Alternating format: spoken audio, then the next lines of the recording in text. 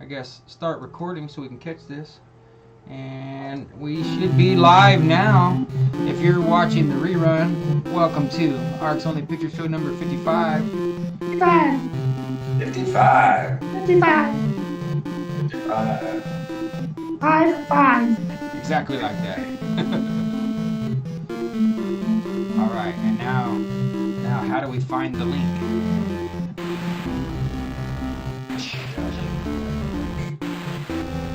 Whoever gets the link first, drop it in the DMs, bro. La la la la la la.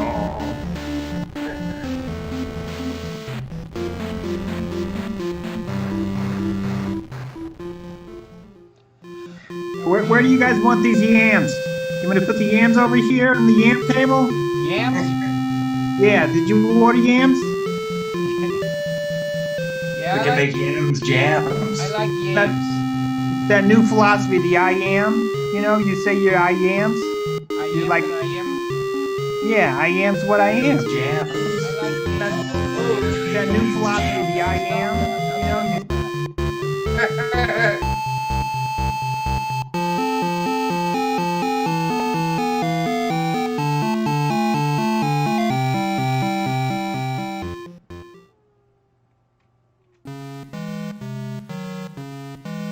Right, there's 4 people watching. Welcome to the show. I do not see that. There it is. Just the one at the bottom there. I included my whole tweet because I copy pasted the text for Facebook marketing purposes.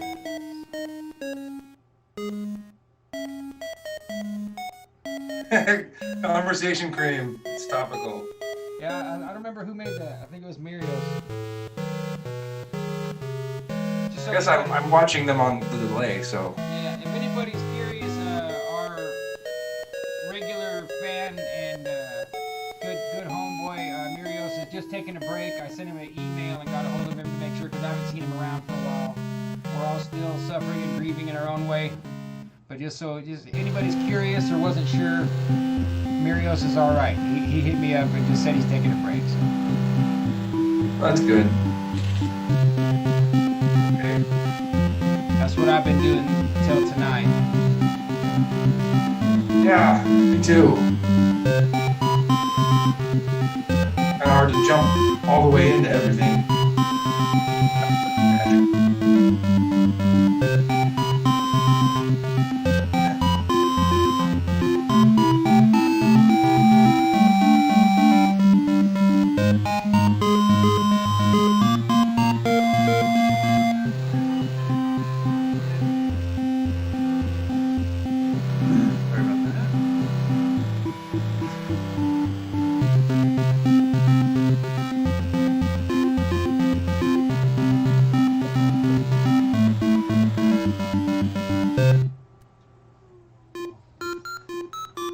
Goodness. It's so much harder to tag people from your desktop.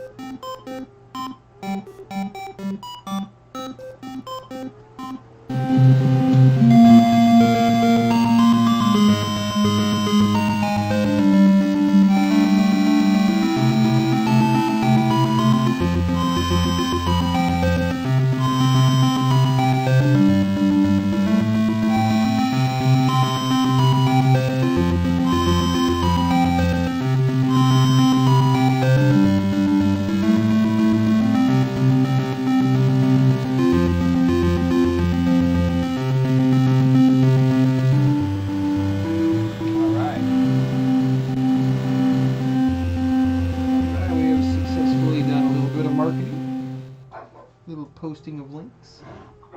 We'll be a few more minutes here, folks. Do a little bit of behind-the-scenes prep. Please enjoy these MP3 recordings on YouTube by Mr. Adam Lohr, my brother Adam Lohr. Google his name along with the word comics, and you will find some amazing work. Excellent work. He's a prolific songwriter, but even more prominent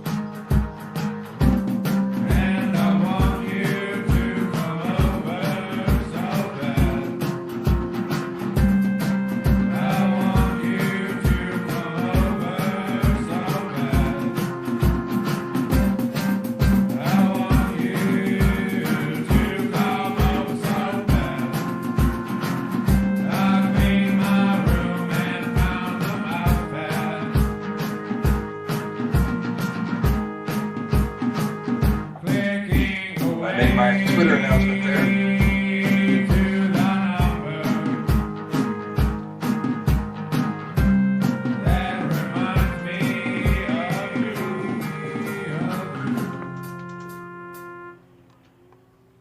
Maybe two more songs at the most, and we'll bust on over and say hello. Because there should be another one rolling right in here. There's kind of some dead air between these songs sometimes. It's against the rules on the radio broadcast to have dead air.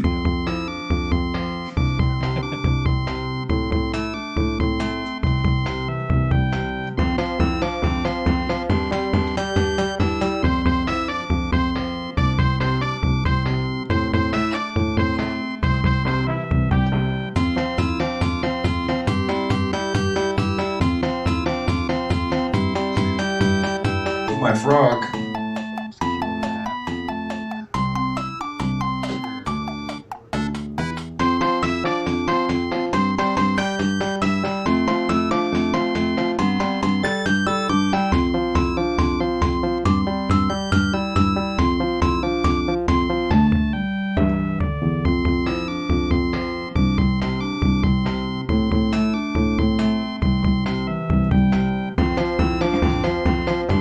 Happy Odin's Day.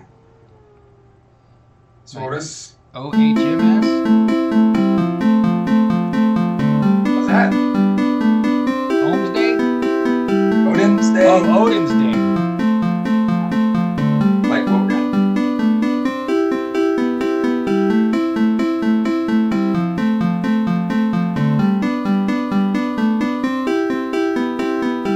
I drew a picture of Odin with his eye at the bottom of the well. Cool. Why don't you send me a copy in the mail? I'll keep my eye out for it. Yeah, that was a really rough sketch. Actually, I think the original picture got ruined, so all I have is a digital evidence.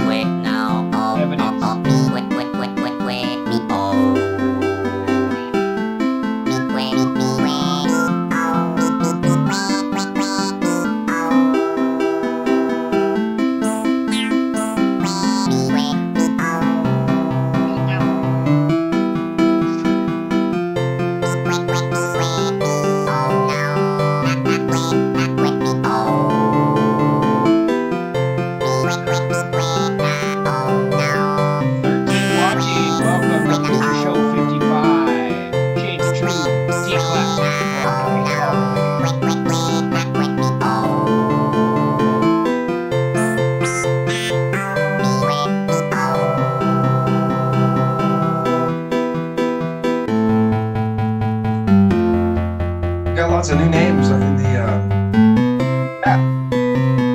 Well, we've kind of, between all the bad stuff and all the kind of good stuff that comes from it, we've got a lot more exposure.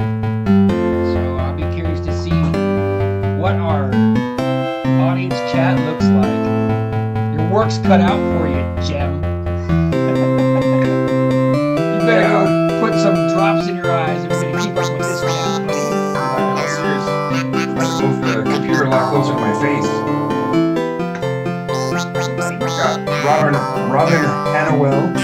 Don't be afraid to wield the band hammer if we get any trolls. Oh yeah. Wield the band hammer. Just like little bunny foo-foo hopping through the forest. You've been warned. Oh, they know. That's what they want.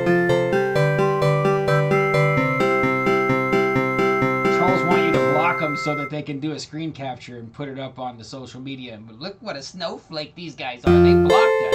And nobody sees that they were like yelling in all caps about derogatory nonsense for an hour first before we're finally like, bro,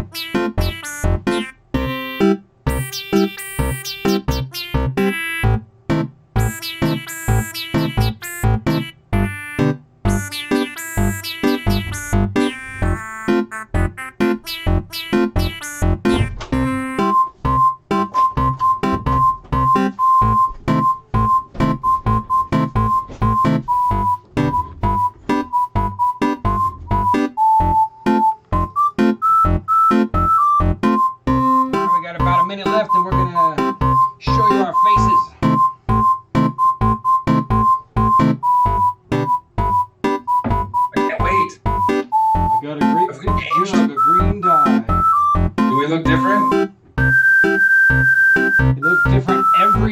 of your life.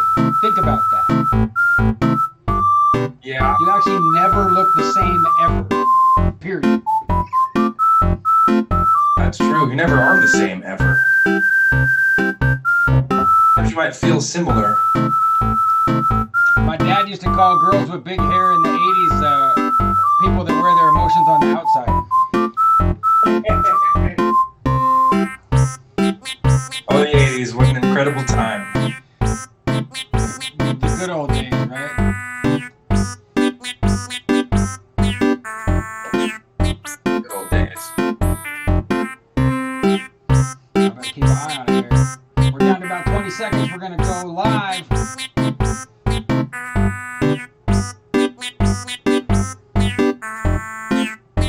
Alright, like in 10, 9, 8, 7, 6, 5, 4, 3, 2. Hi, everybody. Welcome to Picture Show number 25? No, Sean, that's halfway. 55. Picture Show number 55. Bringing back return guest, author James True. I don't know where he went, but he's here with us. He was just a minute ago. I'm SB. That right there is Jim. We want to thank you guys for tuning in and welcome back to our show. Here we go. Are you there, Jim? Yeah. Oh, yeah. Oh, cool. There he is. There Oh. it pops up. Awesome. All right. It's great to be here. So, yeah. Thanks for having me. And a quick announcement before we move forward. We just wanted to let everyone know that we're all still mourning and still having question marks and confusion about the untimely death, the unexpected loss of our colleague Tracy Twyman. And it's not going to be the focus of our show tonight, but we do have things going on behind the scenes, and hopefully we'll be able to supply more details and information as things come available. And just know that we're all still in this together. And we felt like James was the best guy to bring back and have a casual, normal picture show type conversation about all the things that we love to study and look at. And he's been publishing a bunch of articles, and we kind of got a cheat sheet over here. And we're just going to roll into it, man. Talk about a whole bunch of stuff, especially focusing around the idea of prana. So yeah, it's great to be here. So what's the definition of prana? I'm not asking for a dictionary definition, but what would you say the basic definition? Isn't that one of those fish that swim around in the Amazon and bite you? Prana? Yeah, the Prana Economy. The Prana Economy, that's right. No, so like prana is the imbued. So everything's made of ether, and prana is the imbued portion of ether that exists as a result of our awareness and will pushed into it. So if I was to send you flowers, please do. Yeah. So if I was to like pick these flowers and come up to Jim and say, "Hey Jim, I brought you flowers," then those flowers would have prana in them. They would be imbued by what I was thinking, how I was feeling when I did those. And so for the next several days, anytime Jim walked by those flowers, they would be radiating that prana. And as he benefits from that, there's still prana. There's a prana attachment that comes back to me that I feel just from the act of giving itself. So when you give a gift, you feel, I feel really great. That feels really nice to give something. So in that way, you're getting a return investment, right? You're getting an exchange. It's truly an empathic exchange of energy, and that the stuff that's actually being exchanged, right, between the two of us is prana. It's just a way of encapsulating that. And so the concept of prana economy is that transaction that we made. Now, if Jim was not in the market for receiving flowers from James, we would not have that kind of prana exchange. Like, just as an example, let's say Jim was allergic to flowers. Right. And not only that, but I picked the flowers from his girl's garden, and she's really mad, And so when Jim sees that, he doesn't have the economy that I thought he was. I'm coming to the market, right, with my prana. The prana is like, hey, I picked these flowers and I'm giving them to you. And his market is like, okay, first of all, we don't freaking take nickels, okay? You're not going to pay me with like 3,000 nickels. And second of all, you parked in the handicap spot. You're blocking the dumpster. And third of all, I don't like you, dude, okay? You really creep my kids out. I know you're here and you want to buy some glass and some old tools, but I don't want to do business with you, man. Like, no, I don't want to do it. So that's like the prana economy. It's going to change, Everything's going to be different, and that's sort of the gist of what it is. It's so this is the reason. This is the reason why when we walk into the Department of Motor Vehicles or the courthouse or any of these type of places that are they're codified, literally in stone. And you get in there, and the prana economy is so hyper-regulated and tuned to the negative because of the hyper-regulation, in my opinion, that if you could get someone to smile, laugh, or say something positive, it's kind of a miracle. It's almost like it adds color to the place. It wakes the place up, Yeah. Yeah, it's a good prana economy. It's no different than if you were to go to the Grand Canyon and yell a yodeladee-hoo, it would sound that much better because of the vastness, the echo that's happening around you. So that's all part of why prana works that way. As an example, I was in Lowe's. We have the hardware store here is called Lowe's. So I was at Lowe's and I was grabbing some birdseed, And as I was walking out, a flower had fallen on the ground, in the garden section. And so I picked up that flower, and I kind of realized, wow, this is like living prana right here. And the fact that I found it here, in other words, it was a discarded flower, right? It was already in sort of a kind of a shitty place, really. I mean, it's got a price tag on it. People are passing by it all the time. Anyway, so it was like I sort of rescued that flower is how it felt to me. In other words, it had a different prana to it than if I was to go over to Jim's house and just, whack his front flowers right out of the yard and be like, hey, I brought you these. Yeah, they're yours. Here, have them. Yeah, it's you transmuted it's that it kind of thing. By picking that flower up, you transmuted it because it was discarded and at risk of being damaged. You pick it up, because I always do that too. If I find a lost flower, or if I'm just walking down the street, I'll pick it and put it behind my ear because I was raised by hippies. That's just the way I am. Yeah, exactly. So we're constantly looking for opportunities to resurrect, to harvest, to dig up a treasure, to uncover, to mine prana. We're whether we know it or not. That's actually why we're here, because everything around us is energy. Everything that we do is energy. And so when we're having these words, I'm sending you words, here they are. But actually underneath it, there's a much different economy happening. And it's we're constantly building trust with each other through eye contact.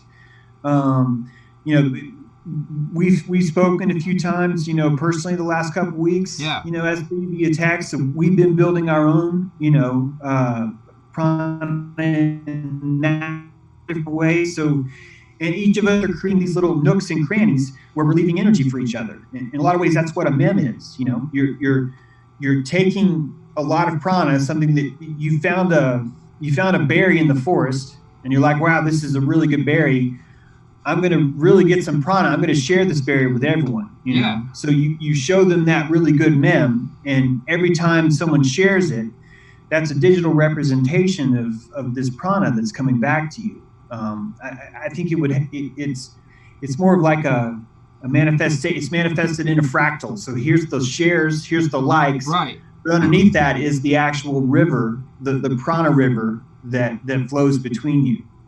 No, I could totally vibe on that. Are you still with us here, Jim? Yeah, I'm here. All right, I assume that Jim is preoccupied with the chat because the chat is probably blowing up right now. But I wanted to say on that tip, first and foremost, I want to compliment you on calling them memes. Now, I used to call memes memes way back in the day. And I like that people call them different things, but just so the audience is clear, what you might call memes, James is calling memes, and we're not going to ask him to change his pronunciation because that's not how we. No, I should have called them memes. Yeah. No, that's in your mind. You're obviously thinking of him as I'm going to make a meme, and that's fine. Because Jim and I make memes all the time, and what you're describing is totally true. And I love that you constantly use the fractal allegory, like you call truth fractal, and that's one of the only sub definitions of truth that I've ever accepted from anyone out here talking about truth. And believe me, there's truth salesmen on every corner, every curb. They all think they got truth and they're hawking it. But the idea that it's fractal, it reminds me of the theories of Walter Russell. He's kind of Tesla actually kind of looked up to Russell, and he's a lesser known metaphysical scientist and a sculptor. And if you've never checked him out, it's amazing. But his work on explaining how the ether and the reflection of energy in the world works it's very fractal. And the idea that maybe when you make the meme and you're creating it, that's the real one. And then when you share it, it's not lossy and you don't like lose quality or lose supply, but you're like radiating it out as a fractal.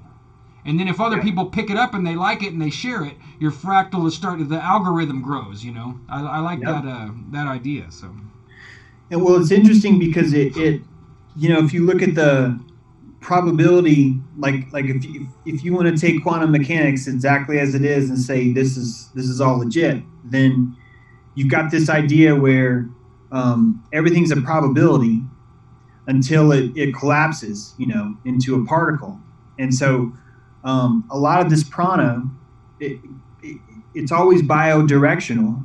It's always has a spooky action from a distance, because I can send a meme all the way to Walla Walla, Washington, and when it is received, it could cause an instantaneous eruption of laughter, exactly at the same time that it's happening in Taiwan, exactly as it's happening in Perth, Australia. Those are all instant communication, and it's a asynchronous connection, which means that it's like, you know, having a phone call with someone. You can talk and you can hear at the same time. It's a constant flow back and forth, and that's kind of, in a quantum level, that's interesting because it's faster than light communication. There's a spin, you know. There's a that's what I mean by the prana economy. It's this underneath this. Here's the top level, but then underneath it is again what this energy is. What it's all about, really. Yeah, I agree. Sorry, I shouldn't look over here at the YouTube because it's delayed, and so then I'm reading the wrong cues here. So because that was confusing. I'm like, whoa, this is weird. But so, would you call like the actual prana energy like a hologram of our all shared reality, kind of? That's the way I think of it, you know, like it's a mutual psychic space. It's similar to what Jung calls the cumulative psyche, or, you know, the idea that we're all hooked into this thing that's kind of it's not truly just subconscious. It's light group subconscious, but it fades in and out of that. And that's where that energy is moving, you know. It goes there, in my mind, it goes there to that shared subconscious level and stays forever, you know. Or it goes and be stored like on a hard drive. You mean like an augmented reality, like an overlaid augmented reality of invisible prana energy? Yeah, well, like, to me, that's the explanation as to why guys like Dr. Emoto can get results from water, is because they're going back and able to, they're like putting an imprint on there, which is the active part of it, and then there's still a passive residual there, and you can go find it, you can see it, you can document it, that whatever energy you left behind is there. It's in the ether, it's especially in water. I see water as a symbol for the subconscious. Again, that's like, water is symbolic of the moving thought energies and love and spirit of everybody, and hate and aggression and confusion, all of it. Well, I even consider maybe that the ocean is the Akashic record, that the salt water would allow for a conductive electrical medium, a liquid ether that would be able to store lots and lots of data, like lots and lots of data. Yeah. And that exactly. So would you say that and the prana, let's call it a bus or a wavelength, or, you know, whatever the exchange is, because the example you used is perfect, and it made me think of girls who get flowers all the time. You know, they might even still get the best flowers, and everything on your end is fine, but they're so done with dudes sending them flowers that the connection isn't good. Whereas if you send flowers to the right person at the right time, even if they are allergic to flowers, they might be overwhelmed with joy to the point of tears that you thought of them. And so, how would you say that Akashic record and the prana go together? Just your opinion. I'm just asking for your opinion, James.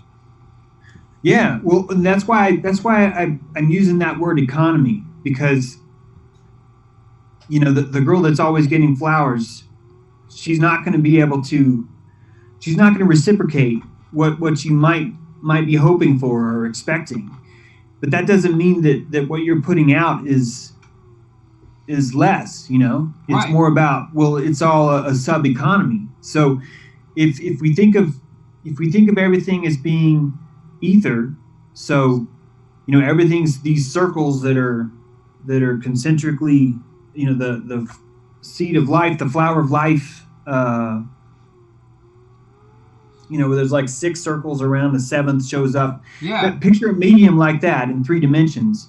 And each of us can come up to that sphere, one of those spheres, and say, this is red, or this is C sharp, or this is anger, or This is love. Like we can imbue each of these spheres, all of us can, right? And just like there's like a moire pattern where like if you're printing a t-shirt, you've got, well, here's the red color, then here's the yellow color, then here's the green color. You know, each of these are sort of like gel. Each of us, I like your word holographic there. Each of us can project another cell on top of that individual piece of ether. And our imbuement of it is what gives it, it's like we installed our program into that cell and said, you are the color red. And so it doesn't actually stay in that cell because that color is able to move. It's able to move around through time. It's not like that. I don't think that the ether has to necessarily, actually the ether apparently spins. They say it rotates. I've actually proven that. Like, you know, you could prove with lasers that we're on a stationary object and the ether's kind of rotating around us. So I'm sorry, I'm sort of thinking out loud here. No, I threw a graphic of the three-dimensional tree of life up here. I don't know if it's on your screen yet, but just so people get a visual to go with what you're saying. So would you say that if say you project a happy thought in the ether, does it get connected to, you know, giving someone some flowers? Happiness, you know, the happy giving thought is connected to the flowers, but does that also tap the flowers into all the other times in the past or maybe the future where people have given flowers with that same happy thought? So it's absolutely like networks, like synapses in your brain, how you wire over different pathways, but it connects everything a little bit. Yeah, and that's brilliant. That explains the economy too. Yeah. In other words, you know, one person's going to be having, I need a lot of yellow chickadees. I'm in the market for that. You know, I have pale blue robin eggs. You know, this is what I have. This is what I'm buying. And so that would make sense because that sigil, if I was to play the song that you remember when you were 8, or if I was to cook the cookies in the exact same recipe that you had when you're 4, you know, that's going to be a landmine of prana, you know, not a mine in a destructive way, but, you know, it's an explosion of prana. That's what a meme is, right? Yeah. Because, or a meme, that's what a meme is, because when you're sending that meme, it's going to hit. And if it hits the right receptors, if it finds the right synaptic response, you know what it's a lot like? It makes me think of physioelectric effect, where if you find the cleavage of a crystal, like a quartz crystal, only if you find the right cleavage can you squeeze and it will output electrical pulse, you know, but it's only from that angle. So in a way, maybe a meme is more about a vector. In other words, the idea is transmuted as a vector, and when it hits you, if that vector hits a synaptic pathway, and you know, like a pinball machine, and it, you know, you hit pay dirt, or it falls through the flappers, and you lost a ball. Right. It's going to be one or the other. So magical rituals tap into prana. Like if they repeat the same ritual over and over again, the power gets intensified, I would think. Or it gets lessened because you've accidentally trivialized it in some way, you know? Oh yeah. That's why people say that if you have like a meditation room or a Rosicrucian or a magic room or whatever, that you would be best if nothing else happened in that room, because you're able to imbue that space with things being serious. It's no different than an altar at a church. You wouldn't be like, oh, well, we're going to have a cookout, and so we're just going to put all the hot dogs and chips on the altar, you know, at church. To do that would actually defile the prana. This sounds ridiculous because everyone does this, but I have a really big pet peeve with people putting signs on trees. When you turn a tree into a sign, it's like a real kind of disrespectful thing to do. Like it changes the prana, like around what's happening there. Like it would look so much better if the sign was on a stick right in front of the tree. Yeah. And that sounds ridiculous because it's like, well, no, why do that? It would save time. It'd save money. It's better this way.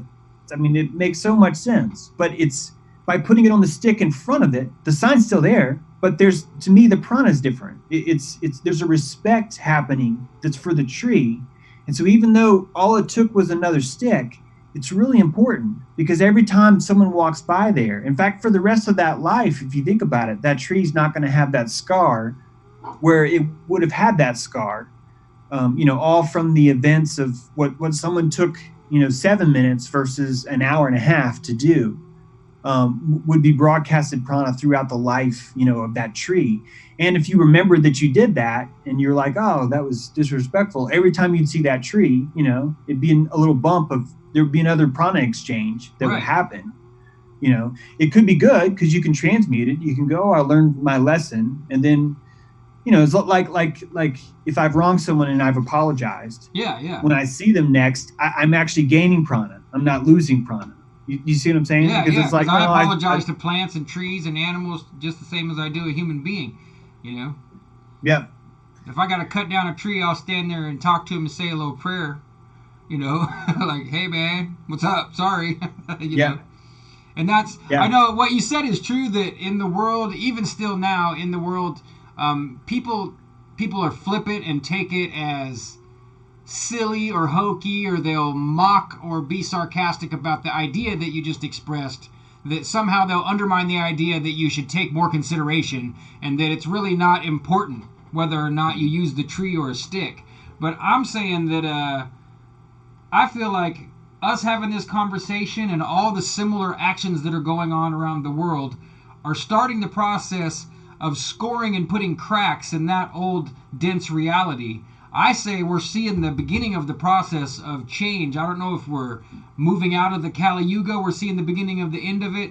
I do believe that there's some kind of beginning process of revelation and apocalypse happening that we're all anticipating our whole lives. And even Jim said today earlier, you want me to say it again? Do you remember? Yeah, I think that every generation believed that they were part of the last generation. And I thought this when I was a kid, like maybe we're going to be the last ones, and then whatever is going to happen is going to happen. But they were all wrong, and we're probably wrong. But I don't know. It seems like there's some serious, like the dial rolling over from, I had a car that it was a Ford Taurus, and it didn't have a million mark on the odometer. So when you got to 999,999 miles, it rolled over to zero again. Mm-hmm. And that's what it kind of feels like is going on. Like a whole line of nines are started halfway rolled over. And I think that's true. And what I said earlier too was that I made a post somewhere that said something like, it seems like the illusion of things escalating and unraveling has been replaced with things actually escalating and unraveling. Like they've been pretending that it's happening, and now we're leading up to something, because a whole bunch of people are taking action. Like the article about Jared Kushner that you were writing, I just scanned through it, James, but that's it. That's what I'm talking about, is that we're seeing, because I remember didn't I post the Israel Supreme Court that they built over there, the totally Masonic. There's a little video, folks, if you look online, type Israel Masonic Supreme Court. They built this huge complex it's supposed to be, I think, the world Supreme Court eventually, and it's completely steeped in masonry, and it's in Israel, and it totally ties into what James has been talking about with Jared Kushner in this 666 building in New York City. To me, that's evidence of what we're talking about, that we're seeing things change and roll bigger than they ever were with Obama or Bush or Reagan. We're not those administrations, if we're going to use those as like a placeholder, don't have the vibe of whatever this Donald John Trump heading into 2020 thing is. It's a different feeling, man. Yeah. Well, let's look at, it just hit me. So you got to know the market fell 333 points today. Shares are down, Jim. Shares are down. So let's think about that. That's pretty huge. Yeah. 3, 3, 3. You have 3 sets of 3. Earlier this year, 2 things really important happened. that haven't happened in thousands of years, like almost 2,000 years. One of which was inside the tabernacle, there is 11 spices that are used in the holy incense, okay? 10 of those spices have been, like, it's totally against the law to burn all 11, to bring up the smoke of God, okay? But they just did 10 of them. They put all 10 of them together, and they burn those. This is very much a symbolic, it's coming. Right. Okay?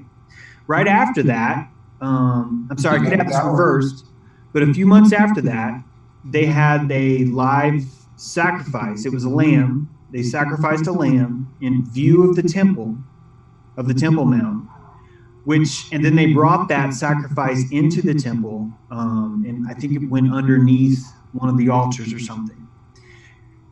That was a huge deal. That hasn't happened in a long time. Okay. Now, keep in mind 3, because the temple is on its third. The temple will be rebuilt now for the 3rd time. So this is kind of tripped out that the market closed at 333, because it's really signaling this 3rd temple again. And let's not forget that it's like I want to download everyone all this data at once, because first of all, the 9th of Av is coming up, and this year it's going to be on August 11th. And the 9th of Av is the holiday that all this bad stuff happens. Typically the temple, so they say that the first 2 temples fell on the 9th of Av, that they were both destroyed on the 9th of Av. King Cyrus, is famous for now. Av is the month. Is that the Jewish month? Is that the name of the Jewish month? Okay. Yeah, and so it rotates through a cycle, guys. So if you want to see what that falls on, you're gonna have to look up the year. Well, in 2019, the 9th of Av happens on August 11th, but like last year it was like August 17th or something. So it's a different kind of cycle. Right. But so you have that pointing to 3. You also have the 9th of Av coming up, and then you have Gilbert Godfrey said something which was really interesting. He's telling everyone to stay off the Golden Gate Bridge on the 9th of Av. He's deadpan in the camera saying this to everybody. I don't know if we want to play that or not, Sean, but yeah, let me see if we can pop it up, because that is in the chat. I'm pretty sure it's in there. Yeah, it's in the. Let me just make sure. Now this is Gilbert Godfrey, so he's very deadpan. But keep in mind that even he understands that numerology is a big deal. So the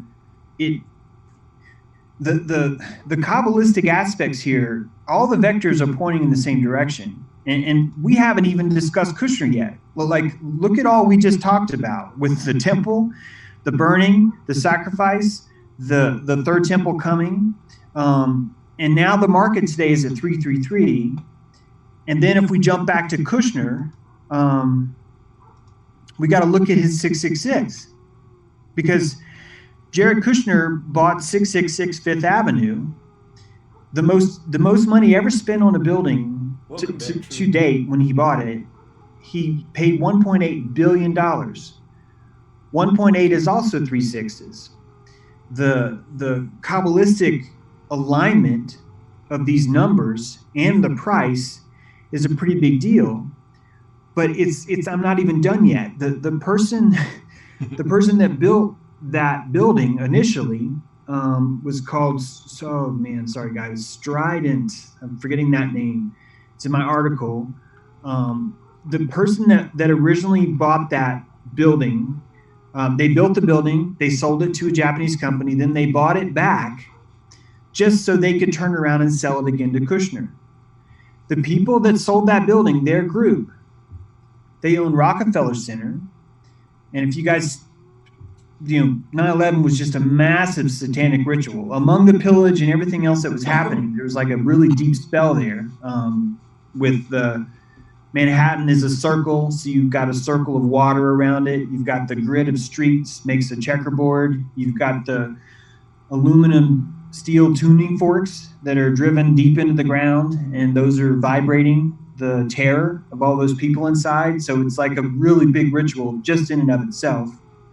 I mean, just huge. But then on top of all this, at 666 Fifth Avenue, you have this anointment. I'm calling it an anointment because the people that owned Rockefeller Center, they owned BlackRock Group, they owned Blackstone, they owned Blackwater. These are like terrible companies, and they're all owned by the same group that's in line with Rockefeller. And these are the people that bought the building back so they could then turn around and sell it to Kushner. Right, and make him famous, pretty much. More famous than he ever was prior. It prior. made him famous, and it anointed him with 666, 666, and the 6 black. I'm saying 6 because I think there's more black companies I haven't found yet. I really think there's probably 6 black companies out there. I mean, I know it's yes, but there's like 4 of them I've uncovered, but there's got to be 6, right? And so the fact that those companies are the ones that sold it to him is how you anoint a Messiah. Now, a Messiah in Hebrew, it just means anointed one. It's just everyone points at someone and they're the Messiah. So you anoint someone through the harmony of Kabbalah. So, the 666 is obviously, carbon has 6 electrons, 6 neutrons, 6 protons. The Star of Rimfram, the Star of David is 6 points. There's a lot to this 6 number. Right, in it's and the of number itself. of man, exactly. Yeah, it's the number. So it's not. Please do not see Jared Kushner as like 666. Okay, there's like a red devil with a tail and something's on fire and someone's licking something. Like it's no.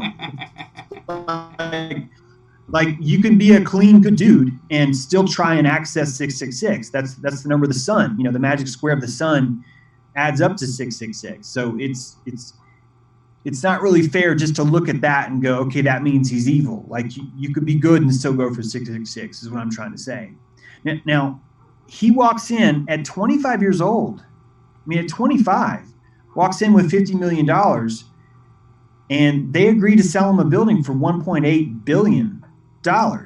So, I mean, this is clearly an anointment. Yeah, he came with a penny for a down payment.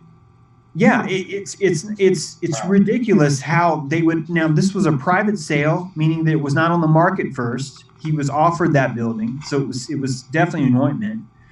But even further, man, Jared Kushner's dad spent 2 years in prison for blackmailing his own family with a prostitute, 2 prostitutes, and a video camera. I saw that. Yeah, that's crazy. That's like a big deal. He got convicted. In fact, the person that convicted him was Chris Christie, which is like mind blowing if you think about it. Now wait, who's Chris Christie? I'm not sure if I recognize that name. Governor Chris Christie from New Jersey. Okay. Good guy. Yeah, that dude. That dude was the one that actually busted him. In fact, the funniest quote, I still laugh when I hear this. Chris Christie said, "The Kushner case was one of the most loathsome, disgusting crimes that I've ever prosecuted. And I was the U.S. attorney in New Jersey." Yeah, that's deep. That's deep. I mean, that's classic. Because people, if you don't get the joke, folks, New Jersey's a terrible place is the joke. Now, I've never been there, and I can't testify personally, but I've talked to plenty of people who have been there, and no one in New York is recommending you go over to Jersey real quick, except maybe to, maybe if you need drugs or prostitutes, they might, but it's crazy. So Kushner's dad is a known blackmailer. It's not like a rumor, okay? He's a known blackmailer. And yeah, he's convicted. That's not really a gateway crime either. No, yeah, I know, right? No, yeah, right. It's not like, he was caught behind the dumpster smoking a joint. Yeah, or to even tax fraud in those levels. Guys that trade skyscrapers like baseball cards, tax fraud, trying to get out of things, intimidating contractors, refusing to pay your bill. These are all things that suck and are really bad, but they're not blackmail. If you're having a hard time imagining it, folks, just think of taking your phone and intentionally setting it up on record and framing somebody up to do something wrong so you can use the evidence against them. No, but it's worse. It's worse because he actually shelled out $25,000 for a prostitute to have her do it. So he paid someone else to do it. Yeah, and he paid 2 of them to do it. So you have to understand this can't be the first time he's ever done this. No, it's Yeah. business as usual. It can't be. And here's the big part of it. So let's say that you and let's say the three of us are going to open a brewery. Okay. Let's say, Right. we all put our money together. We're going to open a brewery. We're going to go down to, downtown Smallville, and that's where we're going to put it.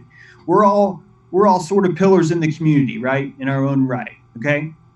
So we're getting ready to go into this deal, and, we pick out a spot. Everything's looking good. And then, whoop, James True's arrested for blackmail. I hired 2 prostitutes, and I was trying to frame the chief of police, okay?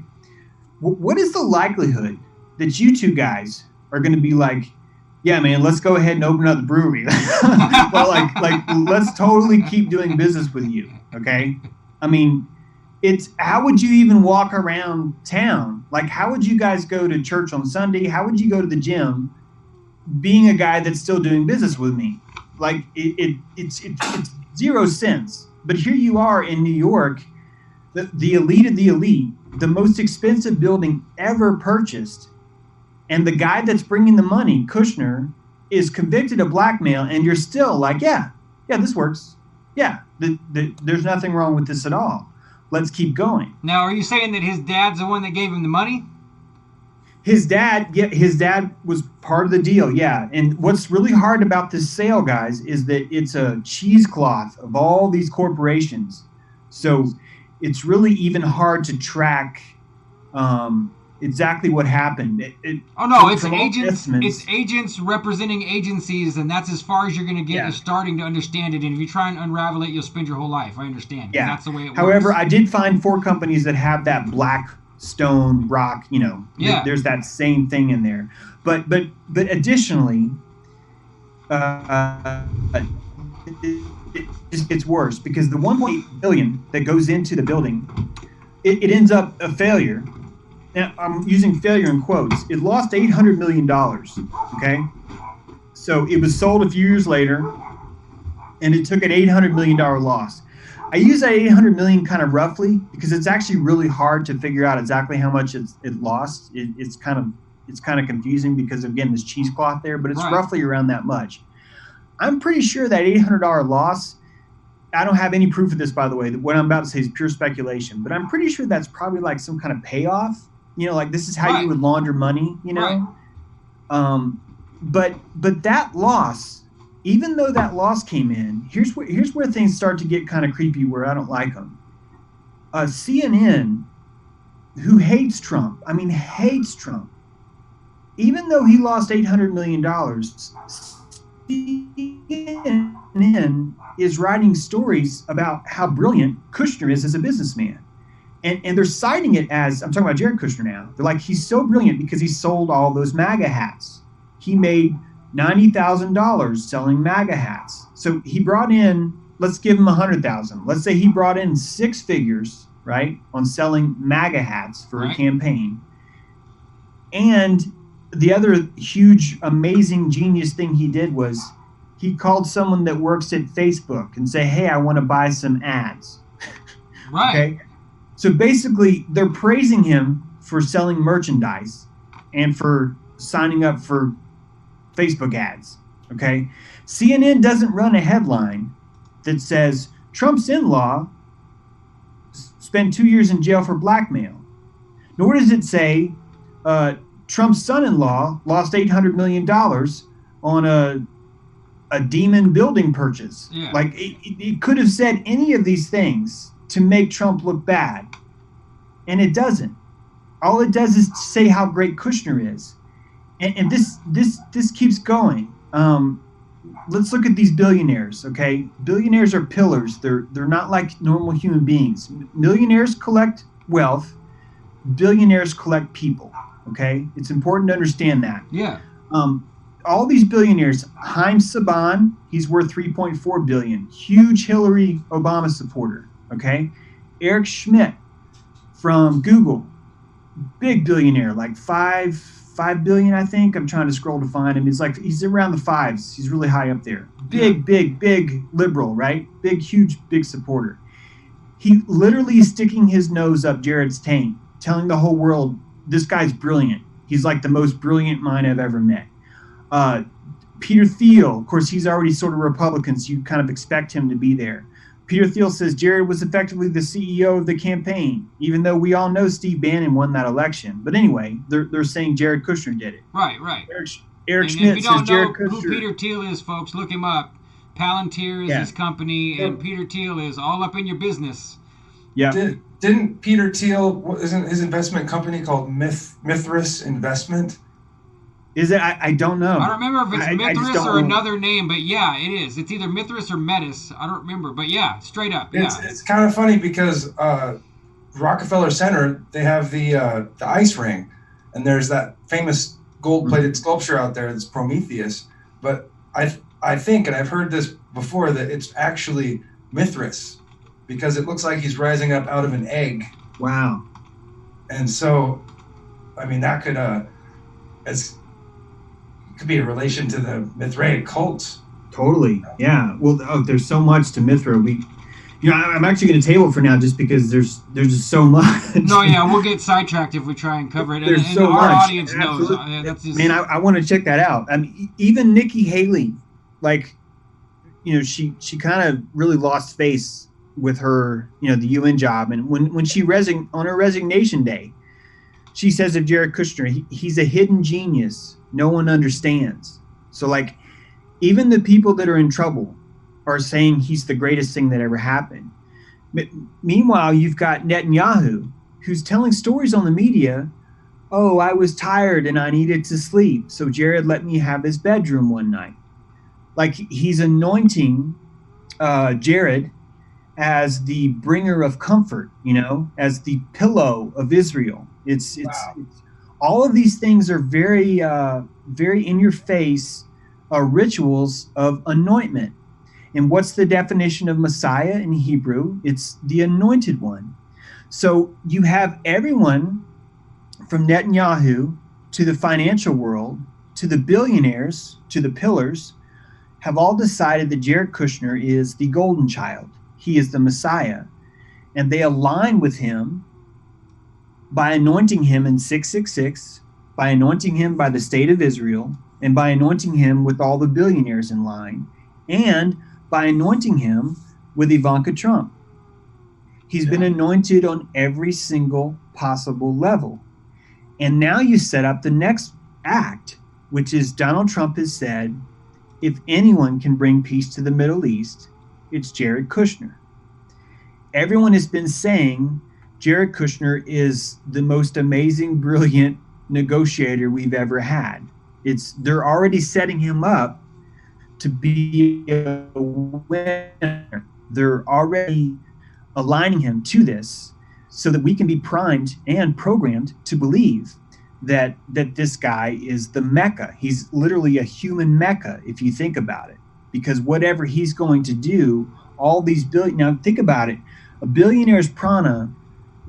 Okay, guys, I know it's cool for us to say that money doesn't matter and so what? It really does. Money has a prana underneath it that's very powerful. It sustains us with rent. It gets us health insurance. It gives us cars. To make it. Yeah, it's. I mean, money is real energy, and if you don't understand how powerful a billionaire is, you're living in a la la land because. The Democratic and the National. Okay, the Democratic and the Republican National Committees combined budget is $200 million. Okay, Les Wexner, the billionaire behind Epstein, that guy's got 4.8 billion.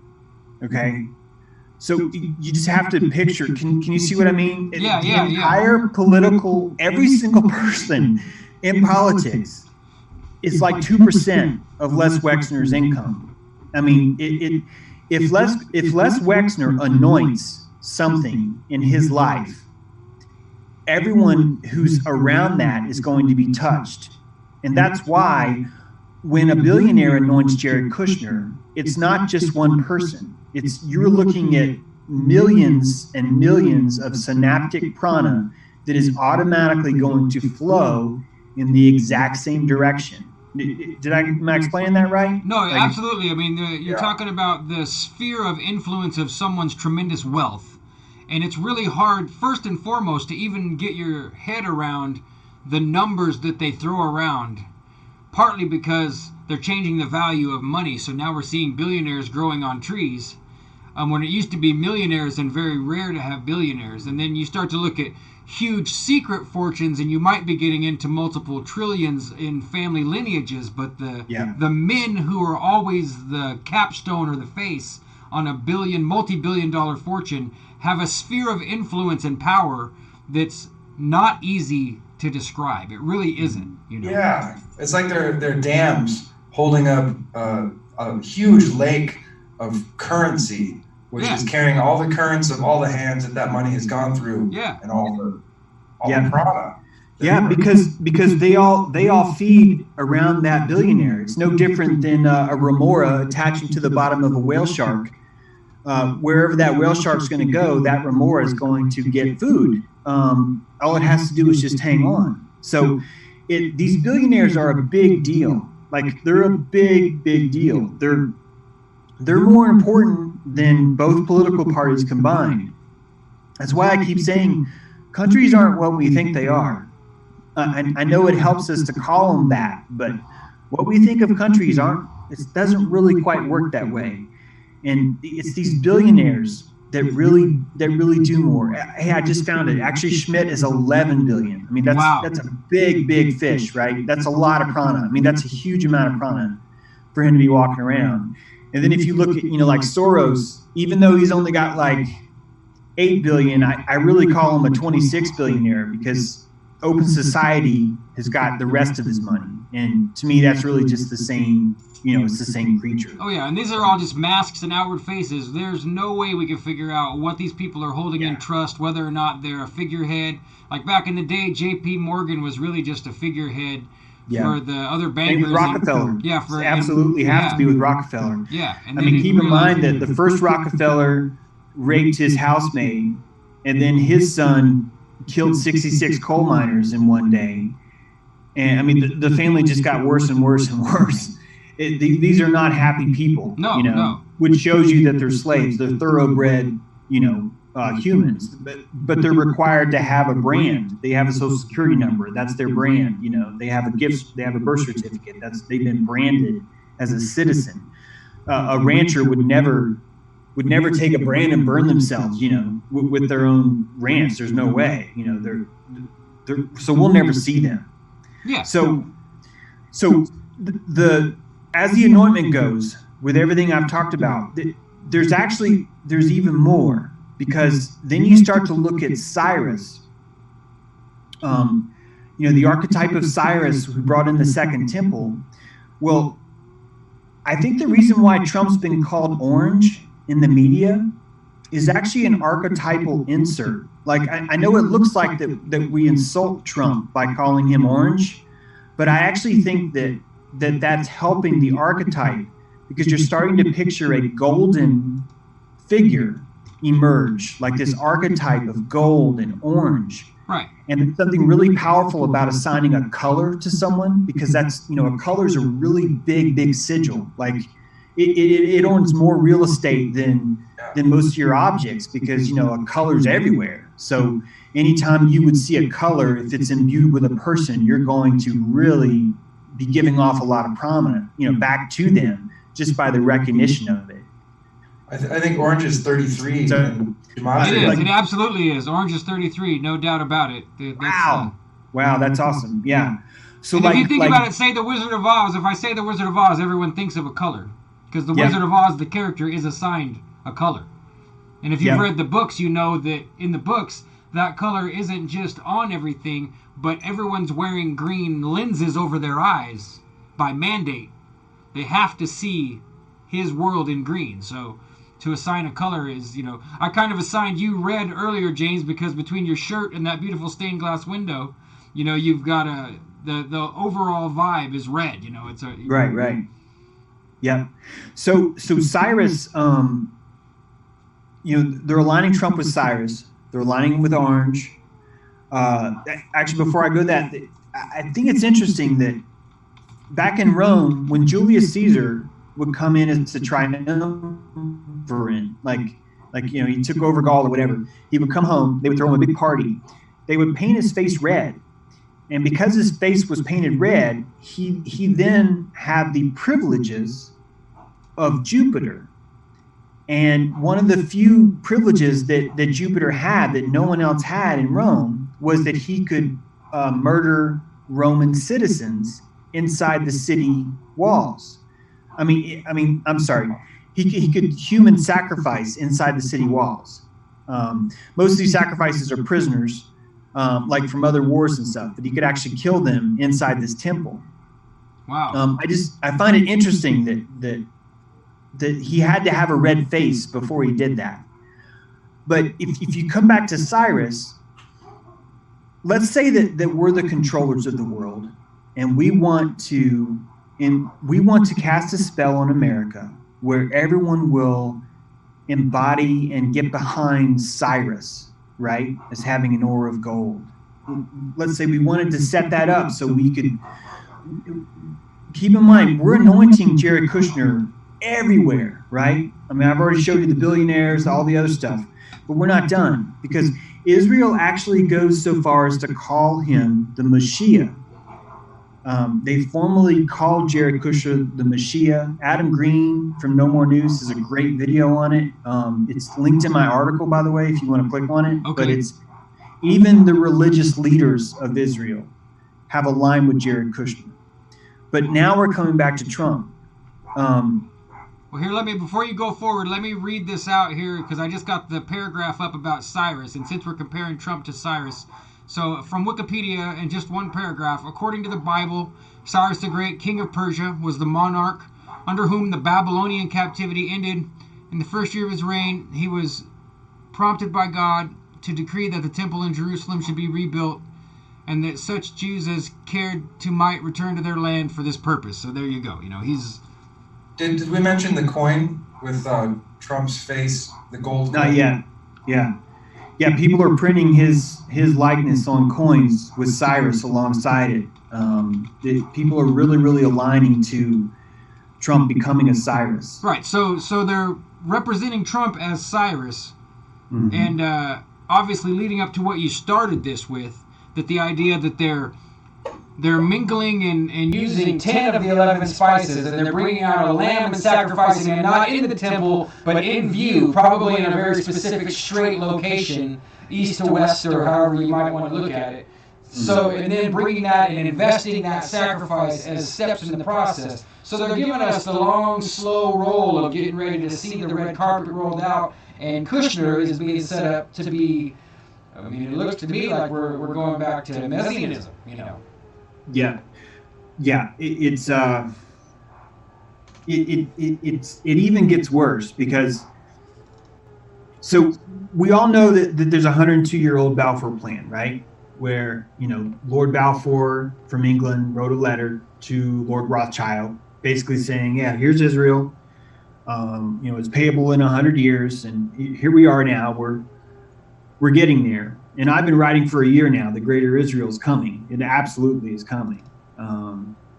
We're seeing signs of Iran, a squadron of 12 F-30, I don't know. The squadron of jet fighters just landed there. There's all the drone false flag stuff with Iran is happening.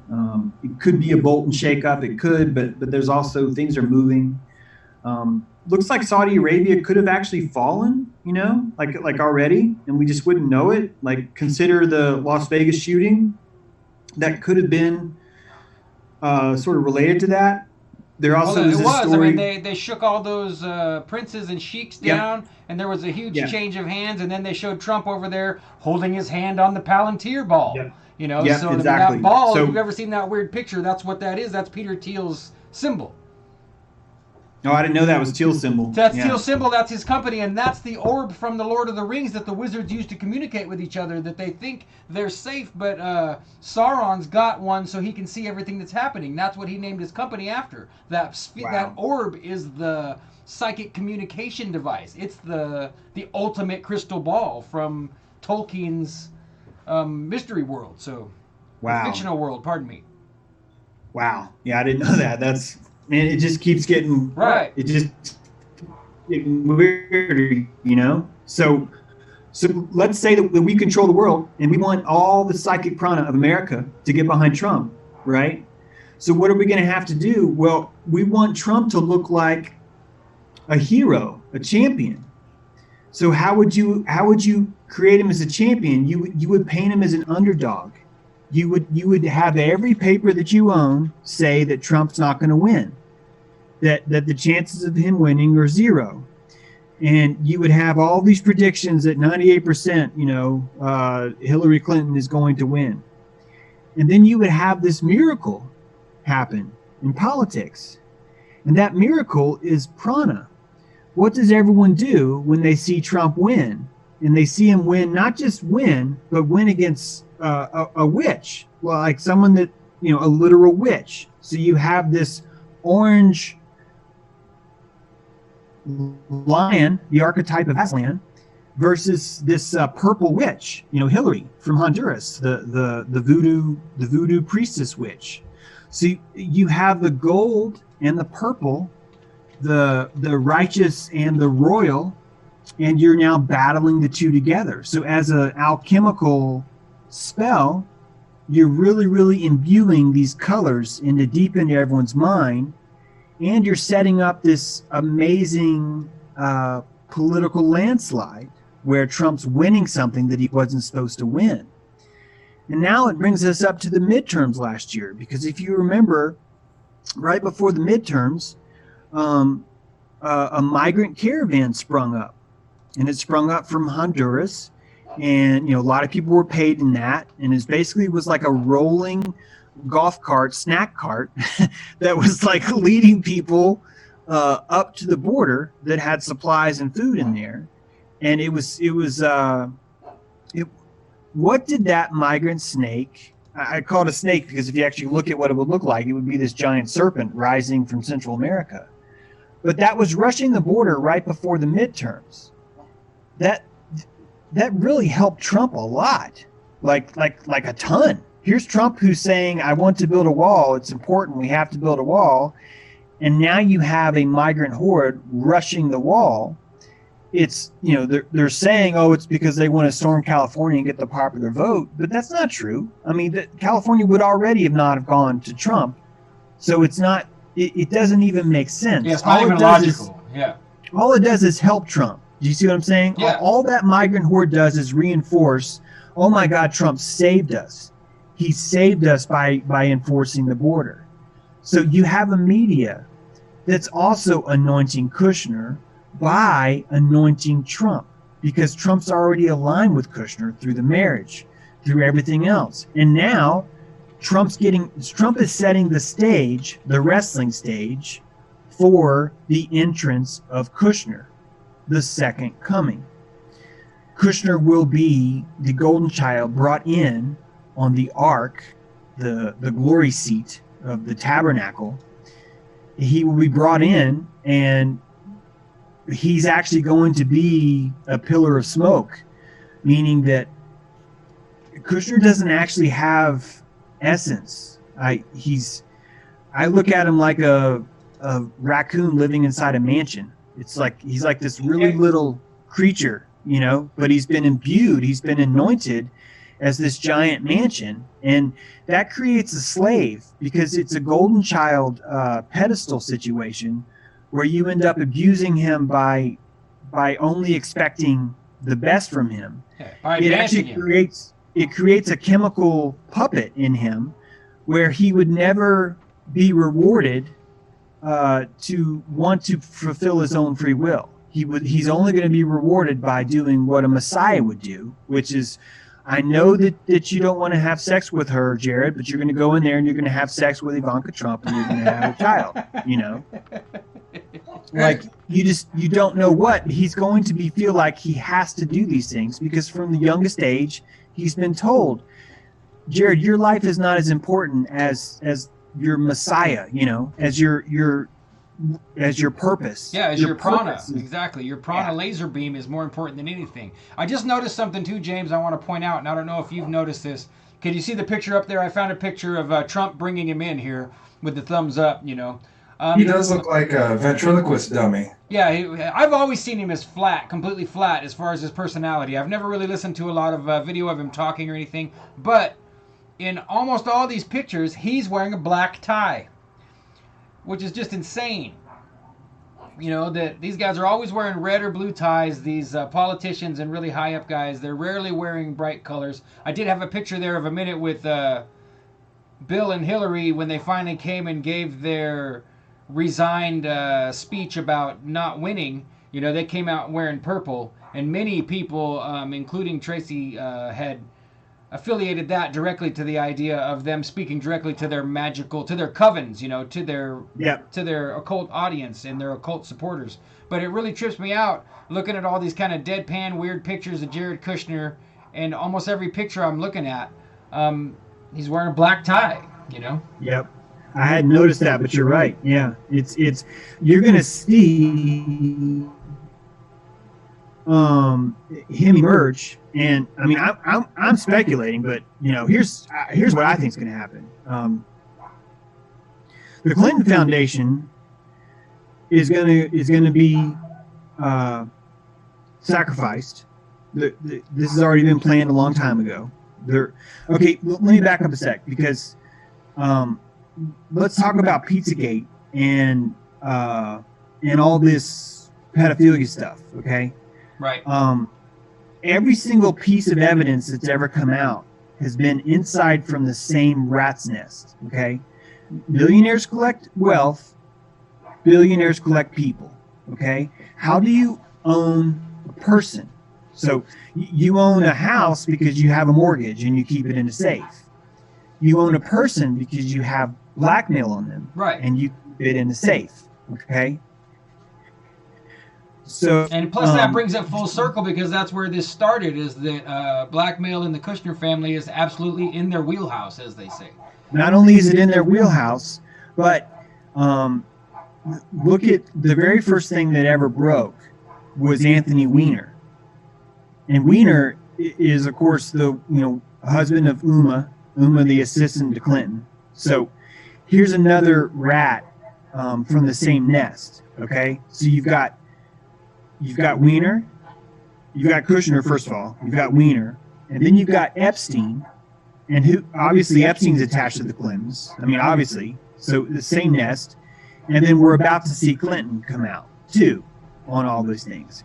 So here's 4 figures that look like 4 different heads, like, oh, we killed 4 different dragons, but really it's a hydra, and these are 4 heads from the same snake. Right. But they're being presented as, oh no, it's a nationwide crackdown on blackmail and pedophilia. But it's actually only one person's file. So one of these billionaires had to open their file and cash in, right, on some of their property. Right. And the first thing they cashed in on was Weiner, and then they're cashing in on these things. People have known about this for years, I think. Oh, they have, and now they're out the teller window saying, "Hey, we waited long enough. We want the money for these tickets. We want the energy for these tickets. Give us the prana." Yeah, exactly. And they could either you could cash in your blackmail, or you can just run it. Like to run it around the track would be to send it to Congress. Have it do whatever you want to do, or make a movie, whatever. Or sell Britney Spears on Friday night to some sheik or whatever. All these are tradable cards that do different things. Right. These are thoroughbred slaves. This is how the market works. But all of these 4 playing cards came from the same location, and they're being played, I think, by Wexner. I can't prove that, but I think it's from Wexner, and he's dealing these cards out. And when I look at, well, why is he doing that? Here's what I think is going to happen. I meant to go into the QAnon. Gosh, I think I should say this. I think Steve Bannon is who QAnon is, And the reason why I think that is because it goes all the way back to Wiener, because when Wiener was broke, that story was given to Andrew Breitbart. How did Andrew Breitbart have access to Anthony Weiner's phone? He didn't. He was given these pictures from someone who did. I think that what happened is that Wexner sold Wiener to the cause of Greater Israel, to the NWO. He, as a pillar, he wants the NWO, so he's putting in a down payment to this.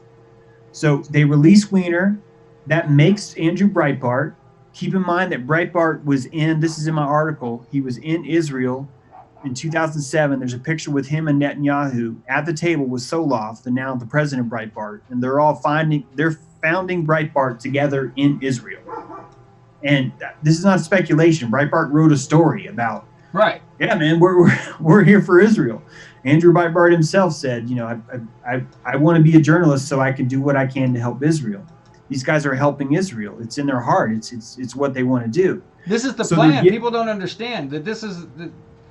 This is the holy plan. Yeah, I hope people understand, or at least have a rudimentary understanding of Zionism. Like the crappy history that we get is that really bad stuff happened surrounding the events of World War II, and one of the solutions was to finally create a Jewish state in 1948. The UN announces it, United States accepts it, and now we have Israel. But that's not true. It starts more like 1860, and before that, honestly. But you can see Moses Hess and Theodore Herzl and the history of Zionism. I mean, this is what blew my mind when I first started studying all this stuff way back in the day. I mean, like, I'm talking 2005 or whatever. That like, oh my gosh, the history of the state of Israel is so fascinating and enthralling. And of course, it's completely taboo. It's only just now barely becoming acceptable to talk about it, but it's still completely taboo. There's plenty of people that would see this and just immediately thumbs down us just because we've brought it up. We haven't said we are against it or we support it or anything. It's a really volatile topic, and it's way deeper and more.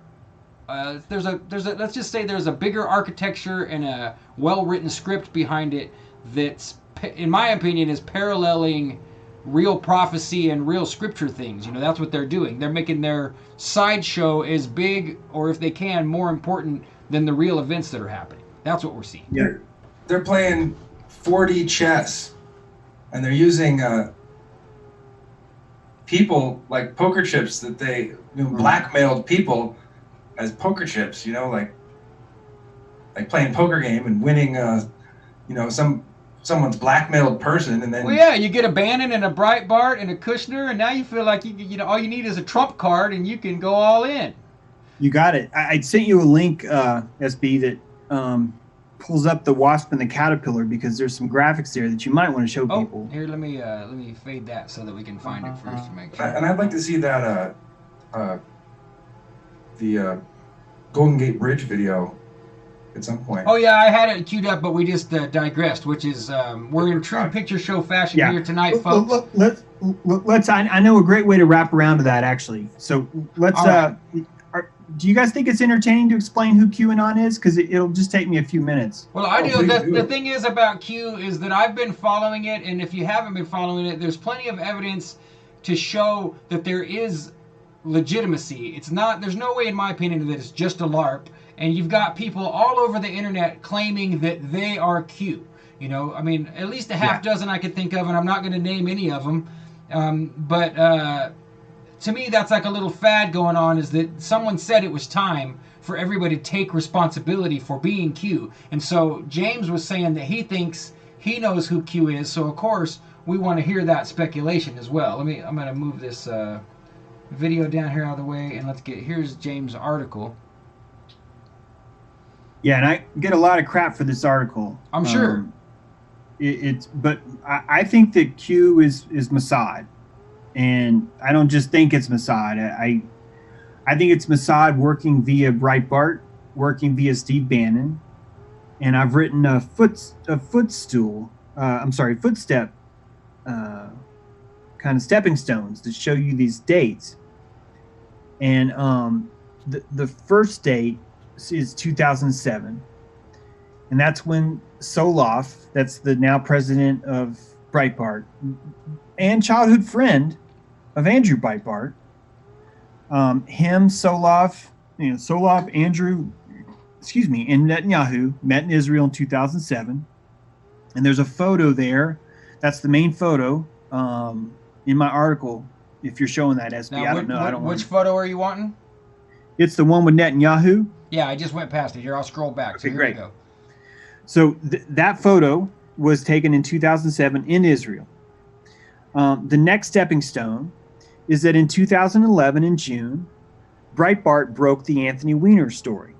Now that was Breitbart that had that. That story made Breitbart. It raised Breitbart up to a really large media house because of that scoop. Right. That's how you inject and steer media, guys. You don't need a secret undercover agent that you have to call and enter a code. Then they slip into hypnotic mode and start typing. Blah blah blah. You find the media outlet that has the same alignment, and you give them information. Yep. They're allowed to publish that information, and boom, now you have a control. They become addicted to that leak of information. That's how it was so easy to take over Andrew Breitbart. And he wanted to help Israel too. So it's not even like you had to seduce him, It was just Netanyahu probably called him. Hey, Andrew, I believe in you. This is Nettie. I believe in you. And I'm going to give you these pictures of Weiner. And don't ask me how I got them, but there you go. And next thing you know, of course, Breitbart's going to do that. Of course he is. That's a great Netanyahu impersonation, man. Thank you. Thank you this very big much. voice, I can just. They call him Yeah. Bibi, but I like Nettie better because it makes me think of a neti pot. No. Yeah. He's sending dick pics. We'll stick a straw in someone's neck and suck their blood out. Okay, so then that was 2011, right? June 2011. So the next date that's kind of interesting is 2012, November 7th. Obama's reelected, and Trump trademarks "Make America Great Again." Okay, he picks that day to trademark it. Now, keep in mind, this is weird, guys. I don't even like talking about this asshole, but keep in mind that the very first person that ever said "Make America Great Again" was I'm drawing a blank. I hate him so much. He's got Roger Stone. Roger Stone is the first person that coined "Make America Great Again." Okay, that's all I'm going to say about Roger Stone. But damn, if that didn't happen. Now, I didn't know that. That's a trip. Yeah, earlier that year in March, on 3/1, Breitbart dies. He dies early. He's 46 years old. He has a heart attack. Okay, this is speculation, but keep in mind, his childhood friend is Solov. And the moment Breitbart dies, Solov becomes the head of Breitbart. Okay, and as you guys know, there's a lot of these ritual sacrifices where someone has to sacrifice somebody to go. I'm not saying that that's what happened to Breitbart, but it wouldn't be outside the realm of us to at least mention that, because that does happen. Now, so Breitbart dies on 3/1. 11 days later, hear the number 11. 11 days later, Trump tweets. And by the way, when I say Trump tweets, I'm talking about Mossad is tweeting for Trump. Now, when I say Mossad, don't picture me saying that there's a dude with a turban and they've snuck into the White House and they're like, "You're going to tweet this." No, this is Mossad is Benjamin Netanyahu. It's Jared Kushner. It's Steve Bannon. It's all these people are Mossad. They're not meeting in secret. They're not going to, this isn't like Homeland where they're, meeting underneath the bridge and they're leaving chalk marks for each other. These are just people that believe what they're doing. They love Zionism, they love Israel. This is what they're doing. So they're telling Trump, hey, we're going to help you win the election. And we're bringing in a team that knows how to manipulate media. In fact, Breitbart, if you look up what they're famous for, it literally says in Wikipedia, Breitbart is famous for knowing how to get around the bottleneck established by dinosaur media. Now, think about what QAnon is. Think about how, I'm going to use the word brilliant it's been when it comes to taking over a movement, getting a lot of eyes on it right away, turning it into an addictive sort of fanfare around it.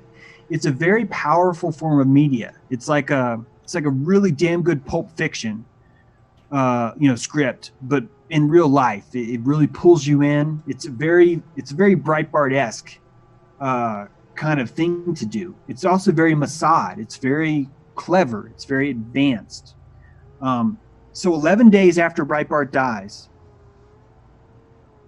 Trump tweets, "When I was 18, people called me Donald Trump.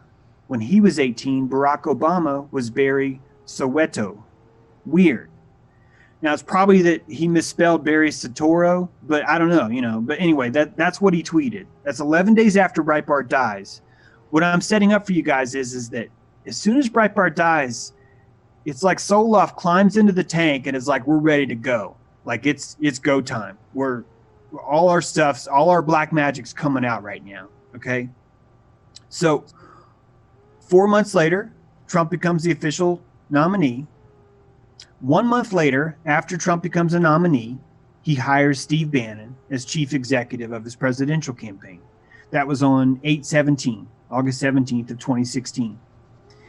3 months later, Trump wins the election. He makes Bannon chief strategist. Okay. Bannon won him that election. People know that. He was brilliant. It was a really, really well done job. That was just Bannon. a minute, they were treating him for just a minute like they treat Kushner now. Like, yes. There was always a man behind the president. I found a really good deal on the papers of Colonel Mandel House, who I think he was the man behind Truman or whatever. It's always been that way. There's a secret, powerful person with special telephones and technology that's always right behind the president. And for a minute there, it was Steve Bannon. They were putting all those pictures of him in a superior position photographically and looking smug while Trump's looking dumb. And then they kind of shook him out and replaced him, with Kushner. Well, that's what I was just getting to that because not only right after Trump gets elected, when he takes the White House, Steve Bannon is actually appointed as chief strategist. So, I mean, he wasn't a small potato. Trump knew this guy knew what he was doing. And then with a lot of fanfare, just like you were saying, SB, with a lot of fanfare, like a professional wrestling match, Trump gets in a fight with Steve Bannon in public, and he calls him Sloppy Steve, was the word that he used, and I forget something else he said, but he was disparaging, but in a very wrestling match kind of a way. Yeah. In fact, if he really, really wanted to insult Steve Bannon, you would think that he would say Steve Bannon is terrible. Instead, he says Sloppy Steve is bad. Now, here's what's interesting. It looks like Steve Bannon's fired and he's disgraced. But Steve Bannon stayed at the White House for exactly 1 year and 1 day. He was fired exactly a year and a day later, which I think is code for history. In other words, Steve Bannon is doing great, and he has to distance himself from Trump because he's going to transition into QAnon. But he can't be leaving on like good terms, right?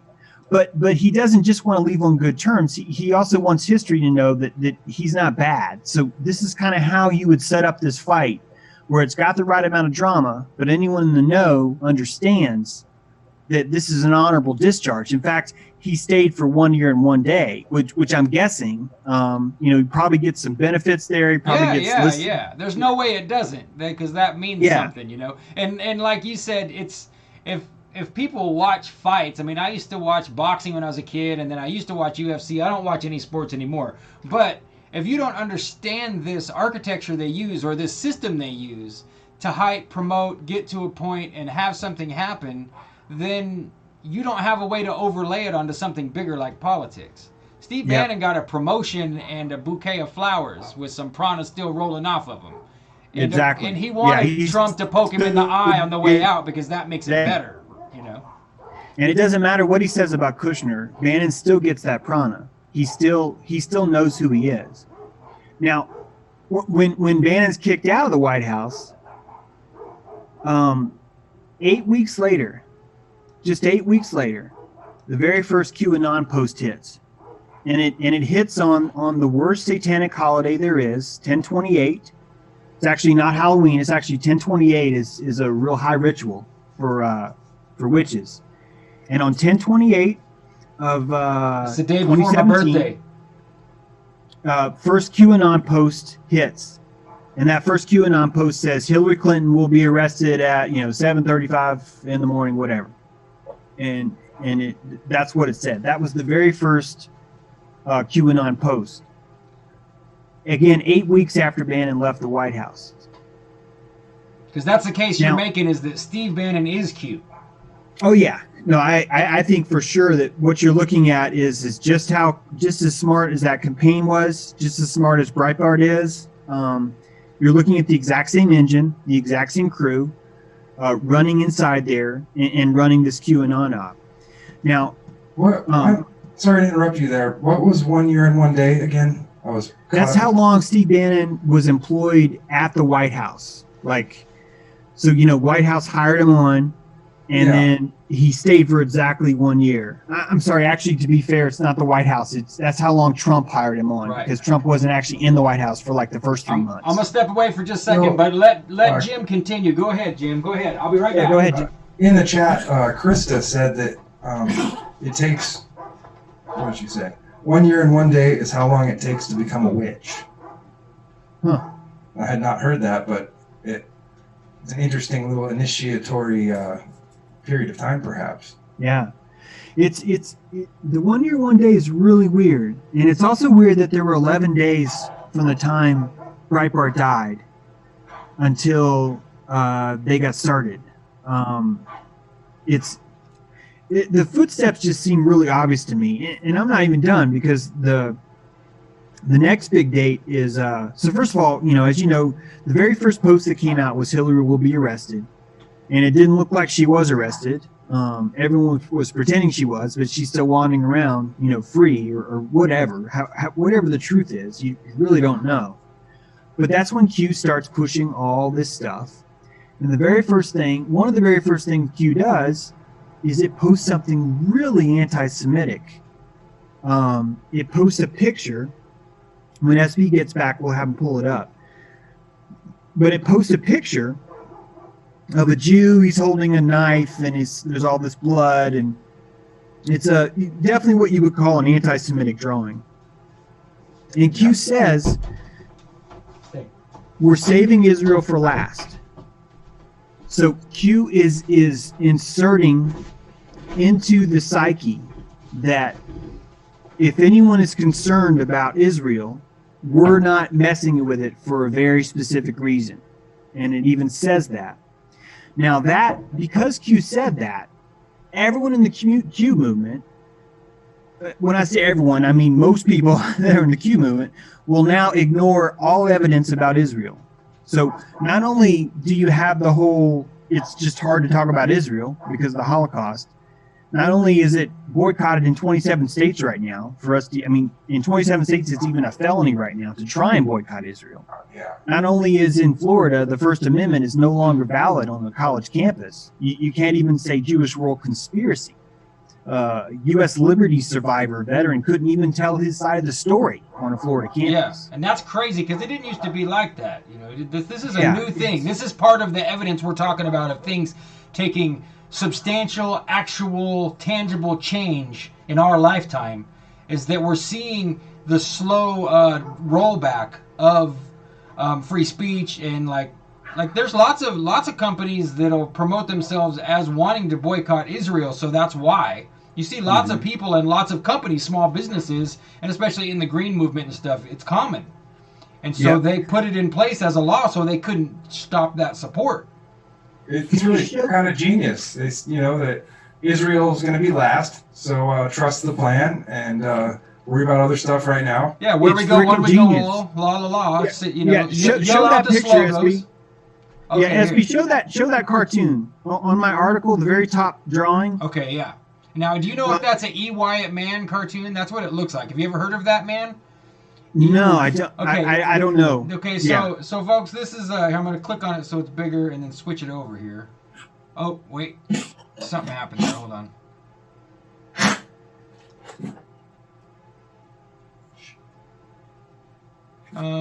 Well, when I click on that here, let me see if I can just grow it up in the article so it's bigger. Yeah, you can't click on it because I send you directly to the Q post. Yeah, I saw that. So I'm just going to make it big enough. And here, I'll fade this over. So you can see that now Q posted this. I didn't know that. Yeah, see, Q posted this on shoot, I don't have the date in front of me, but that was very early on. I think it was like January, December. But literally, what Q's doing is he's giving an excuse for Mossad to cover. He's giving Mossad cover. He posts this very anti-Semitic cartoon, and I hope to be showing it to you right now. No, it's up but it's there. like, Yeah. it's like it's really blatantly, like it's No, it's terrible. Really, and so think about what that's doing to the prana. Like, this is the perfect cover for Mossad to actually post something anti-Semitic and then say underneath it, "Hey, we're saving Israel for last." What you're doing is you're injecting the idea that anyone inside Q actually really hates Israel more than everyone else, which means they're plotting this giant plan to like really, really hurt them.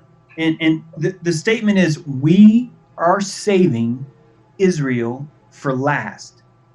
What are the first three words of that phrase? Is "we are saving Israel." Yeah. Now you've also got last. Well, what if you run out of time? Like keep in mind, Kabbalists really like it when they can twist words around like this. Like, it still counts in their mind. That they can still get away with this kind of stuff. Yeah, sophistry.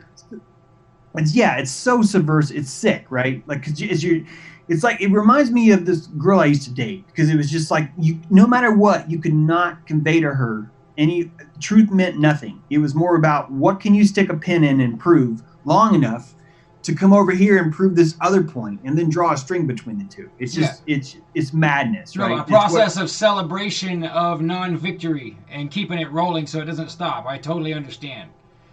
So let's so QAnon, goes through this whole year, and of course they've always been about trust the plan, eat some popcorn. We literally told people, eat popcorn, enjoy the show, trust the plan. Where we go one, where we go all. This isn't wisdom now. We're talking about unity. We're talking about alignment, right? We're talking about anointment. What is QAnon doing but anointing people to anoint Q, to anoint Trump, to anoint this secret plan, the secret plan of we are saving Israel for last. It's like so right there. And now, with all that said, guys, on August 8th of 2018, Steve Bannon, who's been silent in the news because he's doing Q. Well, I don't mean there's a story that says Steve Bannon's been busy doing Q. What I mean is, like, he's not in the news at all. He's completely off the radar. No one sees him. No one knows what he's doing.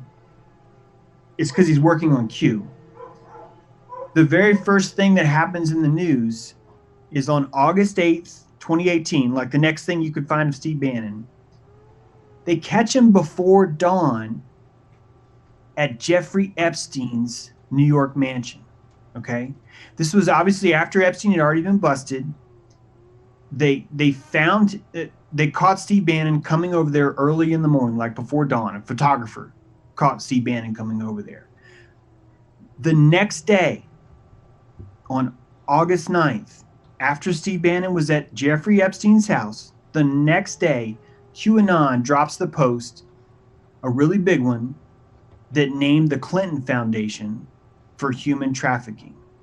The post said, it just said Clinton Foundation, and then it had a 1-800 number. And that 1-800 number, if you called it, was the International Hotline for Human Trafficking.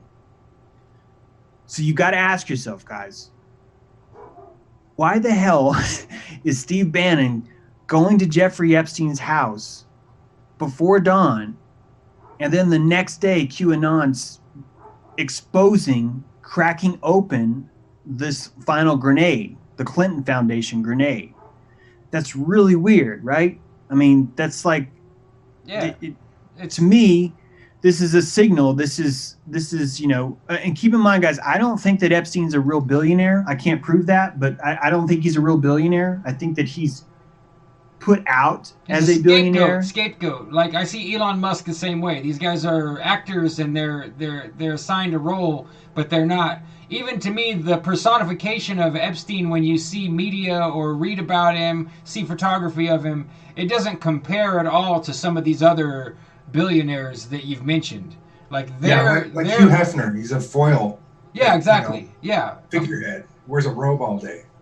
In fact, there's a 1980 Cosmopolitan article of Epstein. I'm scrolling to see if I can find it now. I don't know if I'll be able to find it again. But it's a young Epstein, and here it is. He's called Bachelor of the Month. I'm going to send this to you. Epstein was made in the media. Long story short, Epstein was made in the media, and it probably was made by Wexner. SB, I sent that to you. There's a nice picture that shows this is actually from the magazine. It says Bachelor of the Month, financial strategist Jeffrey Epstein, age 27, talks only to people who make over $1 million a year. And he's explaining that Jeffrey, think about this, is just like Kushner, where they said, oh, Kushner was genius because he sold MAGA hats. In this article, it says Jeffrey Epstein was genius because he was the only one that said, I'm only going to work with billionaires. Like, they're framing it like, okay, so you mean to tell me that out of all 27-year-old financial analysts in New York, not one of them thought to say, I only want to work with billionaires? Like, just by saying that word, you're magically now going to be working with billionaires? It's such a freaking farce. It's ridiculous. And if you read the article more, I've highlighted one part, which says, according to Vanity Fair, Vicky Ward, after his departure from Bear Stearns, Epstein had insisted that he exclusively managed money for billionaires. But his only known client was Limited Brands chairman and Victoria's Secret mogul Leslie Wexner. So it's showing you right there that this is not a real person. This is a person that's been made in the media as a front. This same person, Steve Bannon, comes to warn or signal or tell them it's time to go or something. I don't know. You know, the day before QAnon comes out to bust the Clinton Foundation. Right. So carrying all this back, all these people are from the same nest, and the billionaire that we think that we've caught probably isn't even a billionaire. Like, not only that, we know Epstein was broken. He was, you know, in Miami, he was paying out $200 for every girl that would come over, and then $800 for every girl that was new. He had an addiction. He had a sex addiction. This is not someone that's like, a billionaire doesn't have addiction. Do you see what I'm saying? A billionaire, they can afford not to have an addiction.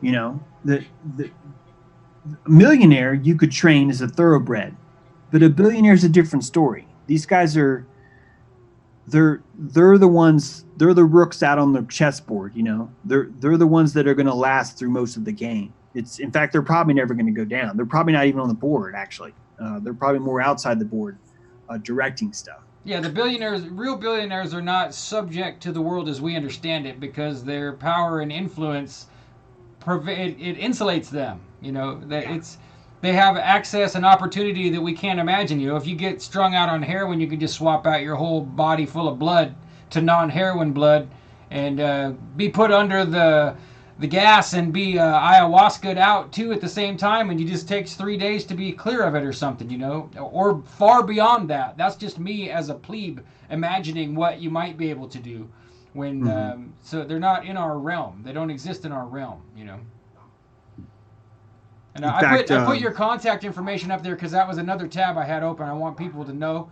Take note of that, folks. There's a ways you can get a hold of James True, and I want to encourage you guys to go down here to this last little bottom section where it says email and subscribe if you like what James is saying about all this stuff. You gotta get the in-depth on his articles, and the best way to get his articles is if you add yourself to his email list. He posts them on Twitter, he posts them on Facebook, but directly connecting on his own platform is important. So please do that.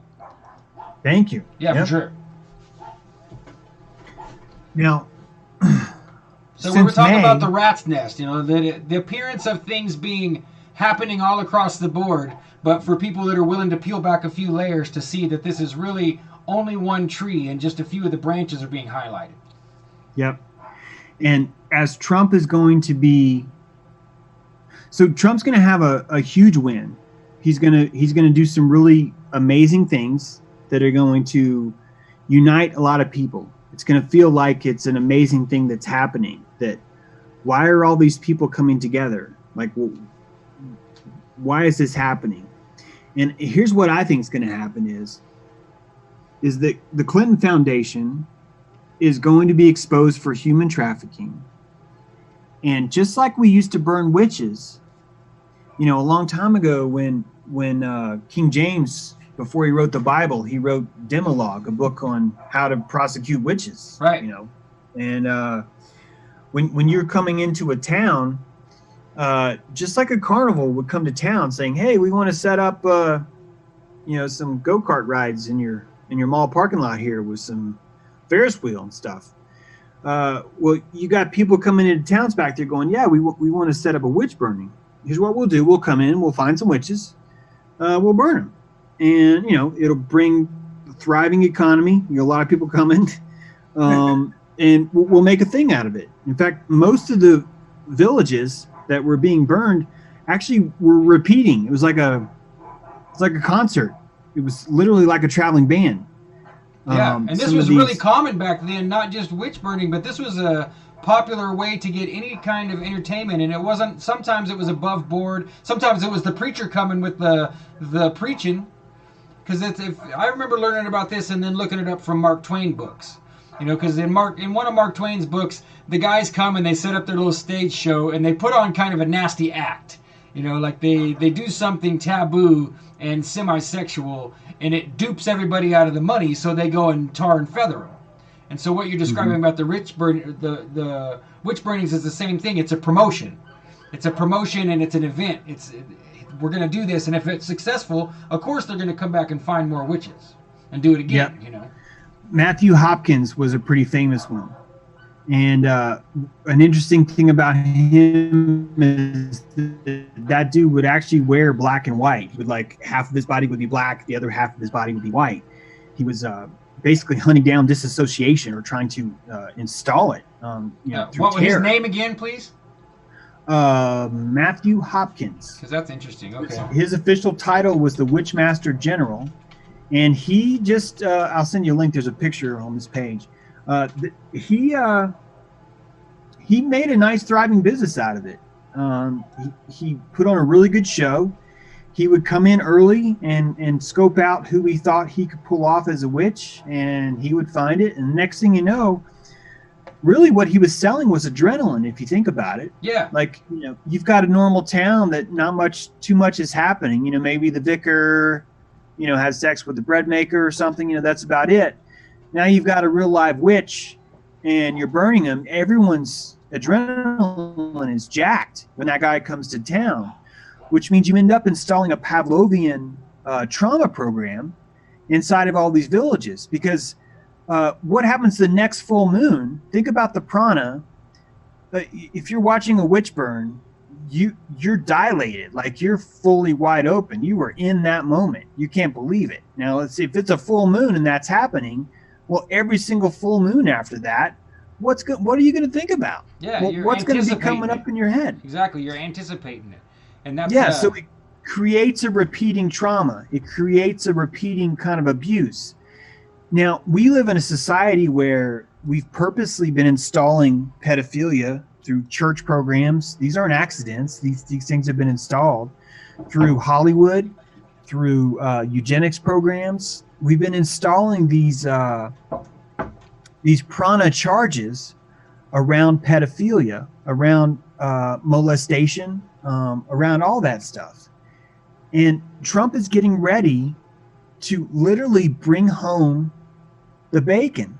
He's going to be bringing home some heads, just like Perseus, who would go out and hunt Medusa. He's going to bring home that head, and he's going to be a champion. And as he's part of the champion, here's what I think. Here's a secret play that I think is going to happen is He's going to say the Clinton Foundation is too large. In fact, remember Epstein? Okay, if you guys, so Epstein tried to hang himself. That's what it said. Like, there's a story broke a few days ago that apparently Epstein tried to kill himself. And then the story later reported, well, no, it's a murder. And then just yesterday, and someone else came out and said his life's in danger. Someone with a lot of money is going to come in and try and kill him. So I think what this is setting up is the need for a world court. I think they're going to use the Clinton Foundation as a dangling keys to lead us into a world court scenario. I think that's why Trump went before the UN and told them, you guys suck, America first. He's able to paint himself as someone who would never, ever do that, who would never, ever, let a one world court turn into a new world order. Meanwhile, starting in May, Trump came out with the 6 million Jews number, which is a very powerful Kabbalistic spell for him to say that. This was right when the Florida shooting, the synagogue shooting in Florida, in California, one person was killed. 2 days later, Florida passed a unanimous law about free speech, anti-Semitic hate laws. Trump setting up the idea that Israel and America are tied together. If you hate Israel, you hate America. If you love America, you love Israel. He's aligning the two together. This Clinton thing is going to be the perfect key to bring us into the world court. And that world court is probably going to be in Israel. And if it is in Israel, I think you're looking at really a new world order that's starting before anyone actually knows that it happened. The exact same thing that happened to Saudi Arabia, where we're under the impression that Saudi is still a free country, but there's probably a pretty good chance that it's already been overthrown. We just don't know it yet. And I could see us slipping into this one world court in the same way. All of us who love witch burning, these are most of the Q news reporters that are out there right now, where they're ignoring all the Israel stuff, right? But they're calling themselves, oh, I'm cutting edge news. I'm just not telling you. Yeah, I just don't actually report anything that people, certain people don't want me to say, so I just don't say that stuff. But I'm still your top of the And line I don't want to blow it for Q by saying something bad about Israel. Like that, literally, there are Q researchers out there that are trying not to mess up Q, so they're going to purposely not talk about Israel. I mean, that's how batshit crazy this mind control is. If you go try and talking about it, even just on Twitter, let alone, I don't go to the real boards. I don't be posted on 8chan and 4chan. I'll go read it every once in a while. But if you just go on Twitter and jump into the conversation, because I do that. I mean, I don't rail on it, but I understand why you're hyper-focused on it, because you're finding current event evidence that's absolutely being suppressed. It's more than suppressed. It's being massaged. Massaged. Yeah, exactly. Yeah. And so somebody needs to say, hey guys, what about this? Yeah. And if you do, people trip. They have all these. It? Oh yeah, they trip. I mean, because they literally say what you just said. Amazing Polly trust the plan, the hell out of me this weekend. Yeah, who did? Amazing Polly. She's a really big YouTube personality. She freaking flipped out. She called me a selfish narcissist for trying to point this out. Right. And I don't want to single her out, because there's like at least 4 or 5 people that have all said, James, your work is either no research. That was the first time someone said, well, why would I read that? You didn't do any research. And it's, man, if you look through my article, there's like 20 links there. Like, yeah. I mean, I've specified a timeline. I've got all the, I mean, come on. It's because they can't ignore you. They can't just be silent and pretend like you're not there, because you have a following. So they have to attack you instead. And that's the. And they see the weakness in their belief system, and it scares the. Yeah, they don't like it. Exactly. Out of them. They do not like it. And that's why my article gets 38 shares instead of 500. And I know I should just be able to write and not care, but this is important stuff. I want people to know what's going on. I want us to save our First Amendment. Well, this is the plan they've been building, and now we're seeing it start to unfold. It's really the only thing to talk about, and there's no reason not to focus on it, Because I don't know how much you've gone and looked at all the communitarian stuff I hashtag and put out there, but it's all one plan. That's what it is. It's global governance under a communitarian legal system, and it's real. If you type in communitarian law in quote marks and just go search, especially if you have access to college databases, type in the word communitarian in your, when you go to college, they give you access to the lists, to the published articles that are behind paywalls and all that stuff. And you get non-conspiracy type information it's showing you the architecture of what they're doing. They just don't call it communitarian here. But if you look in France, especially in South America, they call it the communitarian police force, Yeah. So if you really want to like peel into the lobster and look at the crab that's living inside the lobster, like who's actually doing this? Where's all this coming from? It's probably some sort of Gnostic source. And they're using the inversion of Judaism, the inversion of Catholicism, the inversion of Christianity, Satanism, to imbue this plan, to put forward their plan. And that's why you see the connections in Hollywood. That's why you see the connections in media. That's why you see the same groups of people falling. They're not even spending, here's the thing, to get the New World Order, they're not even spending that much money. So they're losing a Weinstein and an Epstein. A Wiener and an Epstein and maybe a Clinton. It's not even that much money. The witch that they're burning is not even an expensive witch. Especially if Hillary's really got some kind of disease, it's no loss at all. It's not even a loss. That's what really gets me about it is that not only are we falling for it, but they're not even having to open their torpedo bays. Seriously, they're sending a few mosquitoes our way, and they're going to take us all down because we all have that fantasy.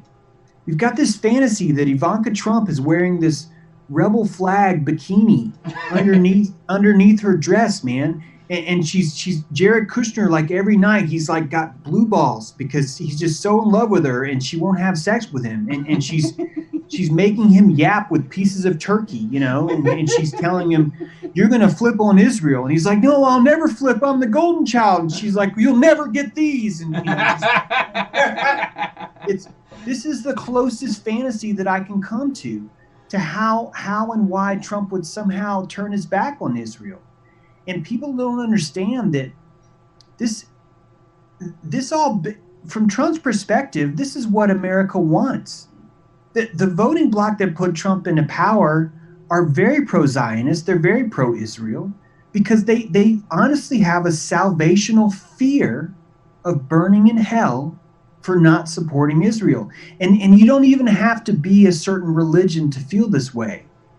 If you're in a dentist office when you're 7 years old, first of all, you're activated because you're scared. You're like, oh man, I'm getting ready to go in the dentist. I don't want to do this. And right next to you is a magazine called Highlights. And on the cover is a picture of a Jew. And the Jew's like, oh, I'm the chosen people. It's so subconsciously inserted into our mind that there even is a group of people that are, quote, quote, chosen compared to all these other people that aren't chosen. We've been programmed with that idea from a very young age. Throw that on with the whole idea of what a Holocaust actually is. It's literally a burnt offering. And look at the prana guilt. The second you say Holocaust survivor, all of your prana is hijacked from your body through empathy, and it immediately pours into the person that you've been told is a Holocaust survivor. This is the blackest, darkest magic you guys could ever imagine. And it's infecting our friends, everything, our teachers, our community, our politicians. It's everywhere. You know what I did, James? I want to tell you something that I did at our small local library because of this same line of research. I went and I ordered, and they did order it and bring it into the library, Norman Finkelstein's book, The Holocaust Industry, because to me that was a safe bet. Because obviously you're not going to put the... I usually tell people don't even look at it because it's not worth the taboo backlash that you get can't really regain your position if you tell people that you went and deeply studied the murky waters of World War II. But if you go read Norman Finkelstein's book, he's a Jew with 2 parents who are Holocaust survivors, and he makes a scathing retribution against the way that this whole system is represented money-wise and promotion-wise, how they take people like Elie Wiesel and stuff like that and put it up there. So I did that because I was so shocked at learning all this stuff. And then I saw like the scales fall off of your eyes and you're like, oh crap, it's just what you're talking about, that you can't mention it. If you mention it around people that are older than us, you're literally in danger. Like you might be in physical danger right now, because they are so primed to not talk about it and to see it as completely sanctified that it's a gunfight getting ready to happen. Literally, like, you don't talk about it in the bar, you're going to end up in a gunfight in the parking lot. Literally, that's where it's at. Let's look at someone I know you guys like for sure. Look at how they disparage, let me pull his name up. I can't remember it.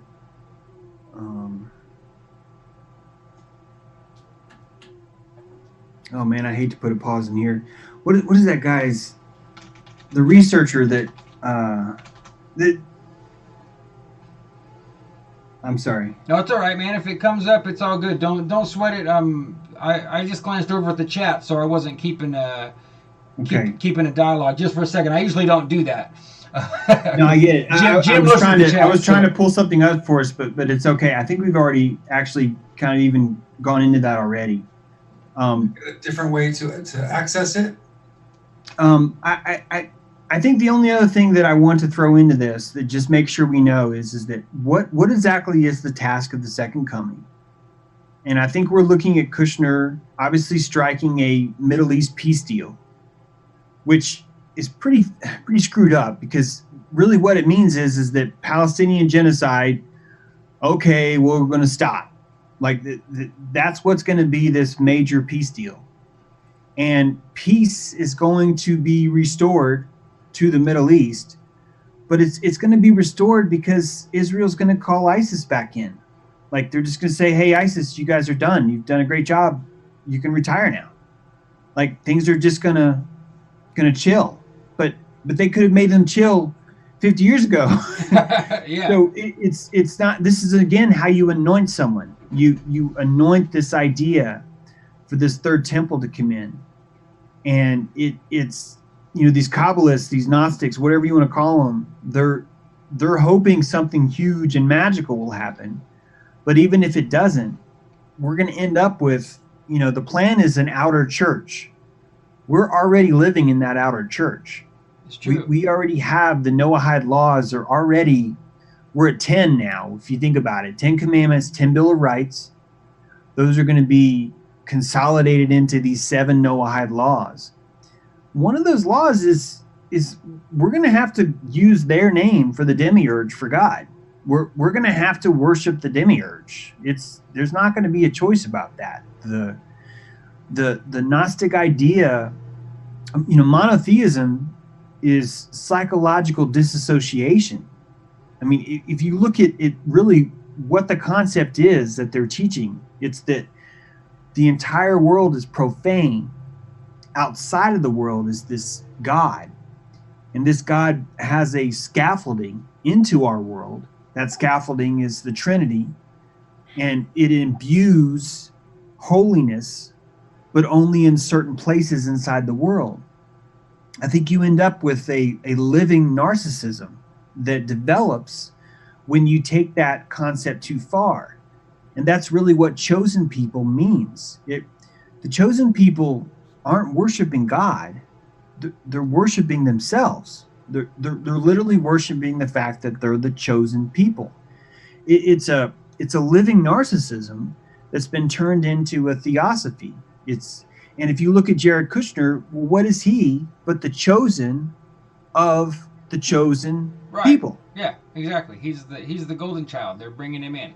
And I want to clarify for people, I study Gnosticism, and it's a really crappy generic term what James is saying is true. There's a whole bunch of sects and branches of Gnosticism that believe that this world is completely evil, that material life and existence in the flesh, in the material world at all, is simply evil. And this is why you see all of the hubbub surrounding people like the Templars and all the satanic movements of inverting everything, so that instead of a man and a woman having a family, men are intentionally forcing themselves into homosexual relationships to create homunculus. Like everything is inverted. You're whipping and beating and attacking yourself, even scarifying yourself.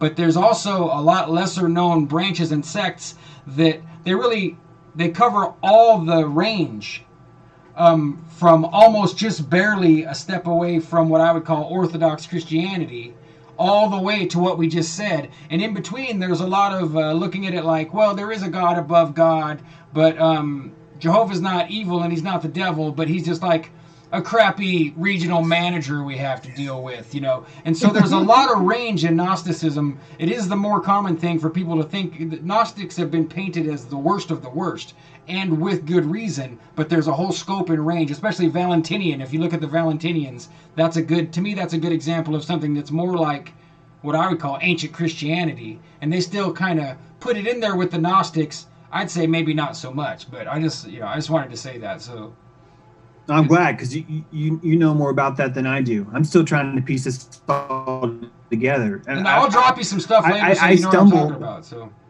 I stumble between Sabbateans, inverted Judaism, right.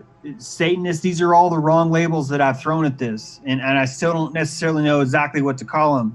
But if you look at what Zevi was doing, there's a guy that kind of 2 million Jews in the world. He comes along and he convinces 1 million of them to abandon the Torah or the Talmud, to invert the Jewish laws. Right. And that meant, hey, you're going to have sex with your kid. You're going to rip the roof off your house, because that's how much you believe. You know that you're going to be raptured, so you're going to actually rip the roof off your house as like a virtue signal. Yeah. To everyone else around you. If people don't know, Sabbatai Zevi is he's the most famous messianic Messiah, after Jesus that came.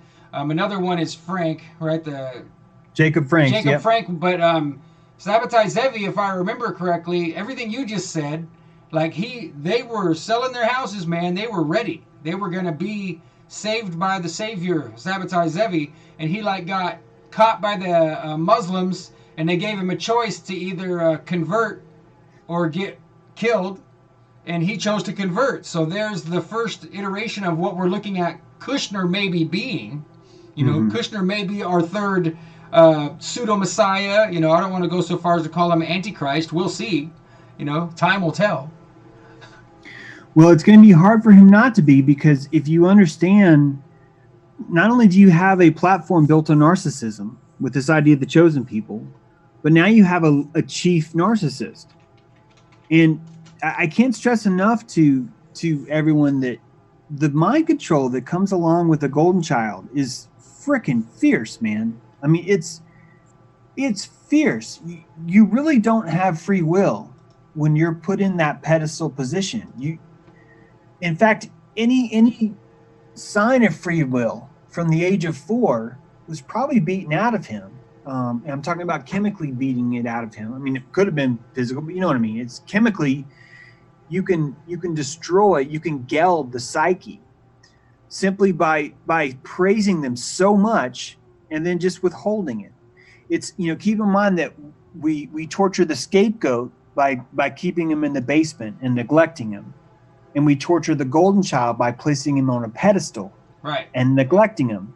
These are both abuses through abandonment, but it's through very different means. But you would still achieve the same thing, which is that Jared Kushner is not an independent free will person.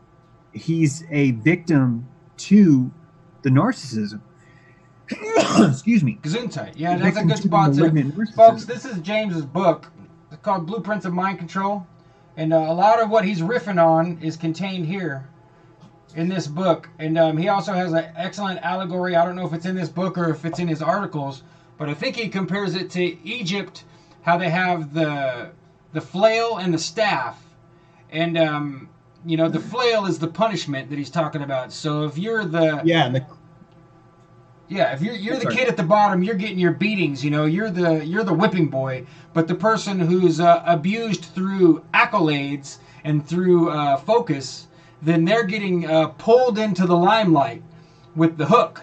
And the crook, that's what you're calling it. The crook and the flail. Yep. That's in one of your articles, or I don't know if it's in this book or not. But it also reminded me, just now when you were talking about it, it reminded me of something that they'll overlay onto this system called the Enneagram. I don't know if you're familiar with the Enneagram. The Enneagram actually came from Gurdjieff. He's kind of a mystic, philosopher, occult teacher, Gurdjieff is. And he brought the Enneagram out, and then they've kind of done what they always do, dumb it down and make it into something more manageable. And the points of the star of the Enneagram have these assignments, and one of them is the golden child, and one is the invisible child, and there's all these lists of how family dynamic breaks down. They use it in family counseling. You'll hear about it in, like, say, if you go with your drug-addicted friend or relative to family night, they'll bring out this chart and list of all of the roles that we all end up getting assigned or assigning ourselves or falling into. That everybody has this role. That's when the role is bad, and it often is, then it comes with the damage and the abuse and the mind control that you're describing. So. And I want to learn more about that Enneagram stuff. That sounds awesome. Yeah, I'll show you. When I say awesome, what I mean is that sounds right up my alley as far as how we use these roles, because that's really what a machine is. When I say the machine is a welcome to the machine, it's what you do when you enlist in the army. It's what you do when you go to Hollywood and you change your name and you become an actor. It's what you do when you enter academia and you give your life to. You're giving your life to a machine. You're evacuating yourself. I'm not saying people shouldn't do those things, but I'm saying that whenever you enter a chain of command, you're replacing your internal value with an external assignment of value. If you look at how our society is structured, it's all based on uniforms. You've got blue collar, and you've got white collar. Then you have blue badge, like a police officer. And then you have like a white robe. So you have like a doctor. And then you have a black robe, which is the top, which is like a judge. That's why I pointed out the neckties, because having that black necktie means something we don't necessarily understand. Yeah, exactly right. In fact, even the necktie itself is, wow, the symbolism. It's a British noose. The silk noose is just a British noose. Wow. And so we're entering a machine. Like when I joined the military, they shaved my head. They changed my name. I literally, my name was added to my social security number. I had 4 digits. I was True 3803. And it was like, that was who I became. I was no longer my clothes. I was no longer my history. All that stuff was different. I had become a part of the machine. And the first thing that happens whenever you enter a machine is you're pushed into a pit. And the reason why is because 100% of the people that are pushed in the pit would like to get out of the pit. You're establishing a desire. It's so easy to program a populace. It's so freaking easy. Anyone who's in a pit, their hopes, their fears, their desires, all that's gone. All they want right now is to get out of that pit. And that's why you see most of these initiations into secret societies, they always have an ascension program installed. That ascension program, whether it be Scientology with Going Clear, whether it be renouncing your sins so you can get into heaven, whether it be, if you're a doctorate, then people will think you're smart. Whether it be if you're a colonel, you can have access to the homosexual sex parties. Like it's all this, or in the mafia, you can get made, after you kill the right person. Everything's an ascension program because you're starting off in a pit. If you didn't start off in a pit, you wouldn't be predictable anymore. You would still come in with your same, no, I want to open a cheese shop on the beach in Belize and sell white cheese pizza, that would be your different goal, but not if you're pushed into a pit. Instead, you're going to be like, well, no, I want to get back where I was again. That's the system. That's the welcome to the machine. That's what we are all doing, whether or not we can even be aware of it or not. Well, they've been doing this forever. That's it. That's another thing, is that the illusion of progress and this mythology of progress with, especially with Disney, Walt Disney, with his future Tomorrowland stuff, they've always given us this story that we're going to have flying cars one day, James. But after that, we'll probably have flying shoes. We can just walk in the air, And it's a lie. If you look at the history, even if you're speculative of history like I am and like we are on the show, so you think maybe they deleted 1,000 years, it doesn't matter. The evidence of massive population mind control is preeminent. It's everywhere. They've always managed their populations like businesses. They're corporations. We're part of a corporation, Yeah, like cattle. Yeah, exactly. And our brand, they don't burn it onto our skin, but you better carry it in your pocket. And you better have the hard copy somewhere in a safe if you're smart, right? And because we might need it one day for you to show that you're, we need all your papers, That's why if you look at vaccines, pretend you're a cow.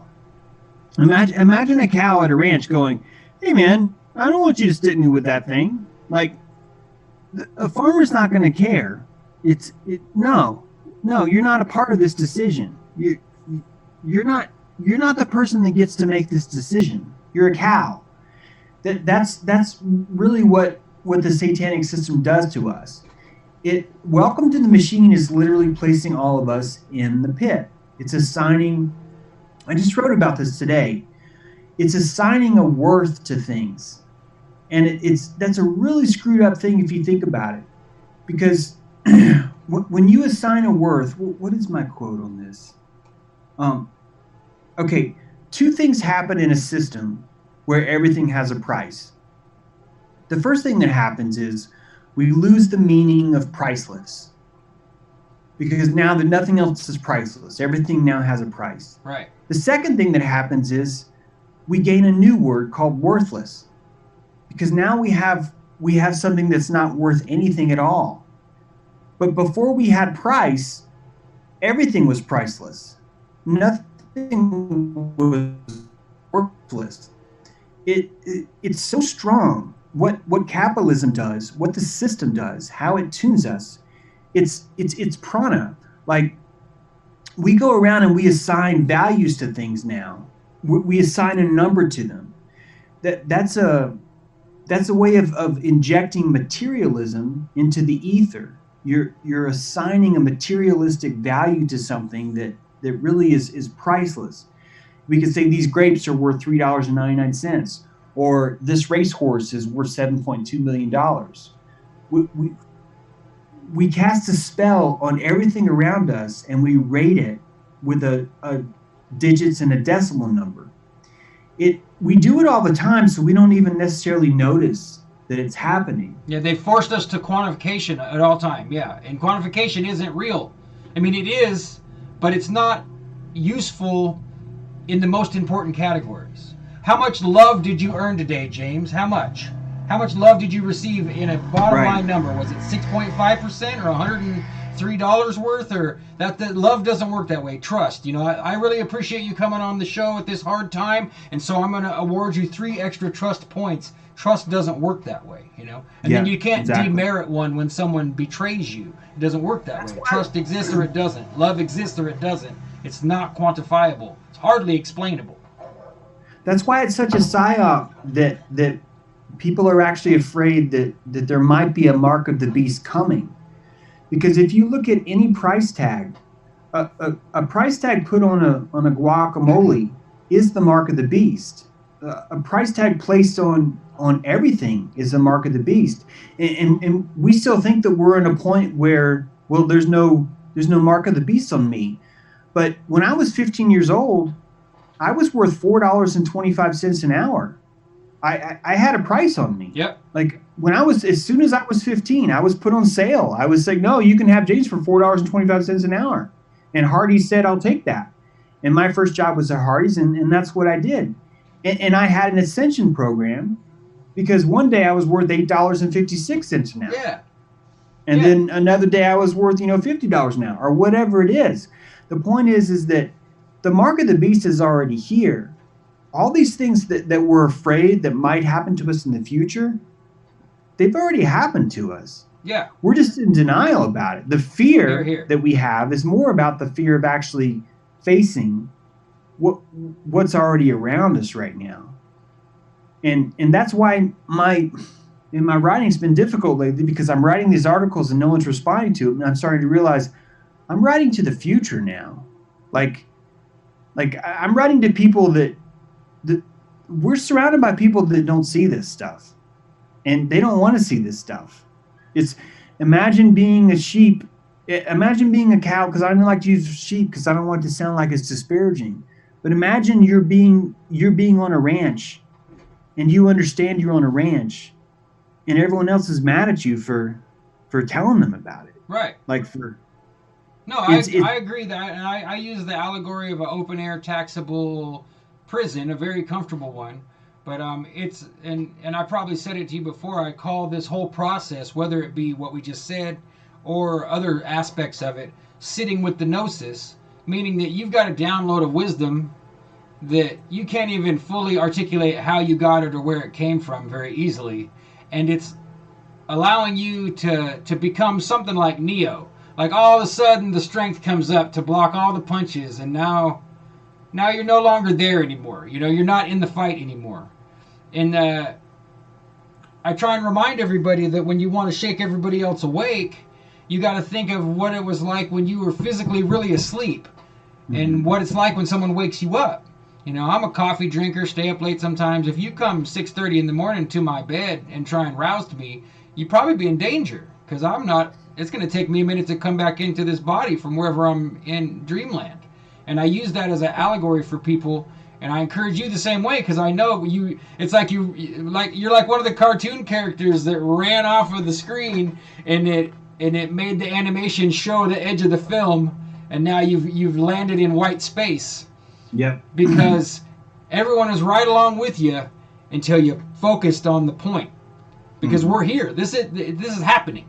You're not speculating. You are on some degree speculating, but the evidence that you're speculating around and presenting is actually happening as far as we can tell. This is real. Jared Kushner is a real guy. I don't believe him to be a foil or a figurehead the way that someone like Hugh Hefner or Epstein or Elon Musk is. I don't believe that. Kushner is a different thing. He is their racehorse, and they're brushing him down, man, to do something. My gut feeling for a long time, and this conversation tonight has reminded me, James, that I really thought that at the lead up to the election, and this last election got me back into politics when I never cared about politics. Me too. It shocked me, like, oh crap, what? They're going to give it to Trump? And it got me reinvigorated to at least have a laugh and look at how silly and weird it all is, so it sucks you back in, right? And I thought what they were going to do before he won, I thought they were going to lead right up to the point and assassinate him, in the process. Maybe even make it look like he was going to win and do it or something. That was my speculation. But I was thinking with the conversation tonight that being JFK went against Israel with nukes and went against the intelligence agencies, and whether or not you think JFK really got shot, who knows, right? Lots of people speculating. The goalposts have widened on what might be possible. But I thought maybe they'll do the same thing. Maybe they'll do this again. Trump will get all the way to the point where maybe him and Kushner have a falling out, and they'll enact either a real or a false assassination plot and just cement this polarization process worldwide in one click, I hope not. I really hope against it, But that's another idea that was popping in my head earlier. When you look at Comey, so let's pretend like everything that Q is saying is happening right now. That the giant cabal was defeated with a general election. A 2,000-year-old cabal. All it took was one general election. That the same cabal that poisons us, that runs a military industrial complex, hundreds of years ahead, if not more.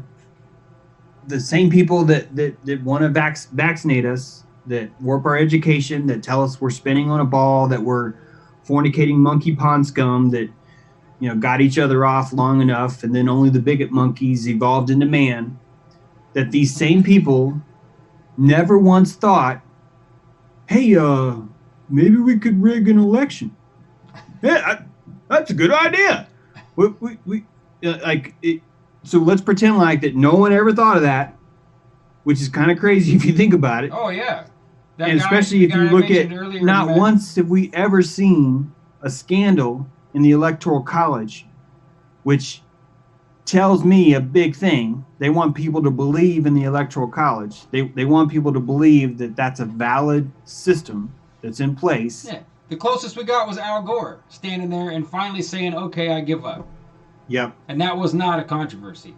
That wasn't an electoral. Yeah, it really wasn't. That was more of a blue versus red, red versus blue kind of a thing. It wasn't an attack on the Electoral College. They wouldn't want to mess with that integrity. But let's say that the Kabbalists didn't think of that, and that Trump really did the general election, just defeated it all. And that right now, as we're talking, because of General Flynn and all these other amazing creatures that we don't get to see, Team Q, that all these people are going down right now, then why is James Comey posting Twitter feeds pushing gay rights why is he pushing this eugenics program on the world? Why are all these programs still happening as if these are long-term programs? People aren't scattering is what I'm trying to say. The bad guys aren't freaking out right now. They're not abandoning their plans all of a sudden and switching gears and shoring up this other area here because here comes Trump or because here comes the pedophile killers. That's not what's happening. If anything, the opposite's happening. We're building a wall. We're building a structure. The most expensive country to deport from right now is the United States. It costs a lot of money to leave this country, to not be a citizen. You got this migrant crisis that's happening all over the place where they're still moving these people up and down. No one's freaking out. No, they're setting their sails. Yeah. It's the opposite. They're pouring more concrete, and they're pouring long-term, slow drying concrete. They're not they're not putting the sign on the tree. They're taking the time to plant the yes, the stick first. They're doing all that stuff. I still want this fantasy of Ivanka Trump. I want her to pull that blouse out and save us. I love that allegory. I love the image of Ivanka being the secret rebel flag bikini wearing dominatrix. That would be the only way, right? That would be the only way because, Trump gave his daughter to Israel. Israel gave their godchild to Trump. Yeah. This was a marriage between two countries. This is how France and Germany don't have a war. They're like, well, yeah, if your son knocks up my daughter, then all bets are off, then it's all good, We want each other to survive. So of course that's what's happening. But even then we still are clinging to this idea that, well, no, all of Trump's children converted to Judaism, but he's still going to save Israel for last. He's still going to pull this grand Dukes of Hazzard jump at the very last minute, right before the election. And he's going to fix it all. Meanwhile, Trump's still lying to us. He's still now he's saying if you don't believe we went to NASA, you're not even patriotic. He's aligning the Washington Monument with the Apollo fraud. Yeah. He's pushing more. He's not pushing less. He's pushing more. And even if he was going to turn on Israel, wouldn't you need to start that process now? Why would you let Florida go as First Amendment? Why would that be okay for you? Is this? And people are going to say, well, it's because he's luring them into some kind of grand trap. But it doesn't, man, when is the stopgate going to happen? What's the threshold date where we can start looking at new ideas, where we can figure this out and go, hey, I don't actually think this is going to happen. This magic Ivanka Trump fantasy, when's the cutoff date for that? Because I remember on December 5th last year, people were saying D-class 5-5. Yeah. D-class 5-5. That's December why I put it in 5th, the it's all title. going down. If Yeah. you're not patient until December 5th, then you're not a patriot. So get out. Yeah, If they you call can't it handle the heat, man. concern trolling, right? Have they been calling you a concern troll? The things they're calling me are actually a lot worse. Yeah, I'll bet. When Amazing Polly said I was selfish for pushing this, that's really the big gut punch, because on top of me losing all my readership as I'm focusing on this, my book sales go down, my subscriptions go. It hurts me to write about this stuff. There's no advantage to this. I'm going to go down in history like the Cummings guy, that E.C. Cummings guy, on Wikipedia, who exposed the Rockefellers. And all they do is just call him an anti-Semite. Like every single word is like, that's what happens. E.E. Cummings, and then Mullins. Mullins or Cummings? No, well, E.E. Cummings. I think you're thinking of it was Eustace Mullins went and helped. It wasn't E.E. Cummings. I'm trying to think of his name now. He's a famous poet. His name's Ezra Pound. So Ezra Pound during World War II went and broadcast from Italy back to the United States on the radio and tried to discourage the United States citizenry from getting into the war. And so they had him mentally evaluated and thrown in St. Elizabeth's Mental Hospital and left him there. Unless, it might be that you're thinking of yet another person, because this story is redundant. Douglas Reed is a famous journalist and author who wrote a famous book called The Controversy of Zion, which is all about what we've been talking about tonight. It's a great book to read. It'll enlighten you beyond, he's amazing. But after that, he lost his reputation and his jobs and his ability to be accepted, and, no longer acceptable for polite company. That's one of the ways that I hear E. Michael Jones say it, E. Michael Jones says that. Pull up, please check the Twitter and pull up that last link. This is a great graphic for people to see.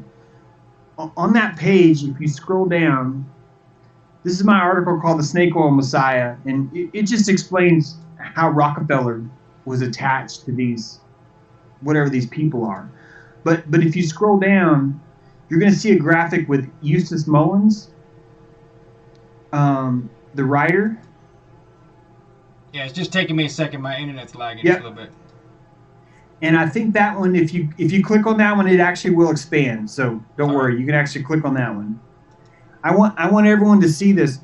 Eustace Mullins was a researcher, an American writer, and he was exposing Rockefeller's war on plant medicine. He did a really good job. Like, this guy's he was exposing the secrets of the Federal Reserve. He was a disciple of Ezra Pound, like you were talking about. You want to blow up this graphic of Eustace himself here? Now, Are you showing the graphic from my article with the underlines? Yeah. Okay, great. So if you pull up on Wikipedia, here's a legitimate writer and journalist, and look at what Wikipedia does to him.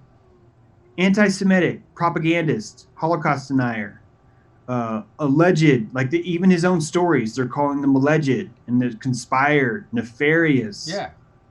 Induced Congress. This is one of the guys that really changed my life, his books, because I found information about him. Now, if you go look, they'll give you G. Edward Griffin and say the creature from Jekyll Island. But that's just a paralleling and a plagiarizing of Eustace Mullins' work. What happened was Eustace Mullins went into the mental hospital to visit this poet, Ezra Pound. And he tried to get him released, and eventually he was successful. But while he was there visiting him, Ezra Pound said to him, I will pay you $10 a week to go, because he worked at the Library of Congress. Eustace Mullins was an employee at the Library of Congress. And eventually I think he was the director of the Library of Congress. But Ezra Pound paid him $10 a week to go find all the information he could on the Federal Reserve banking system. And that's how he got his career. That's where he started.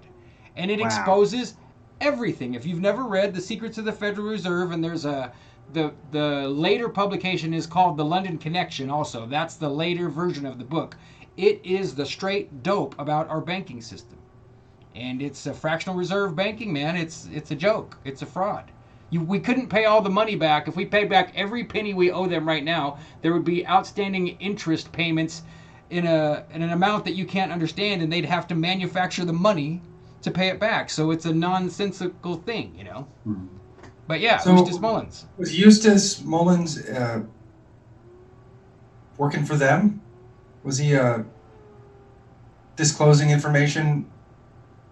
My personal opinion, Jim, is that Eustace Mullins wasn't working for them, but he was absolutely compromised. They squared him up and cornered him. He said they used to follow him around with FBI guys and tap all his telephones. At the end of his life, when he was having strokes and elderly, they broke into his house and stole all of his rare coins and all of his literature and paper and books and manuscripts. So, For speaking truth. yeah.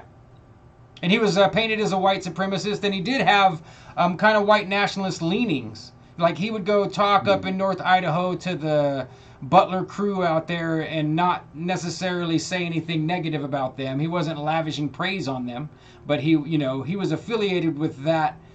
The same stereotypical thing that we don't see it as much now, but around the Mura bombing and with McVeigh and all those guys, all the, what do they call them, the militias. You know, they painted all the militias with this white nationalist militant brush. Of course. And he was Yeah. associated with those people because that's the people that wanted to learn the information he had. This was before the Those are internet. the people that understand what's actually happening right now on Right. the ground. Those are the people that actually see what's happening. That's why you look at the Branch Davidians in Waco, man. Like that, it's like such an evil, terrible thing.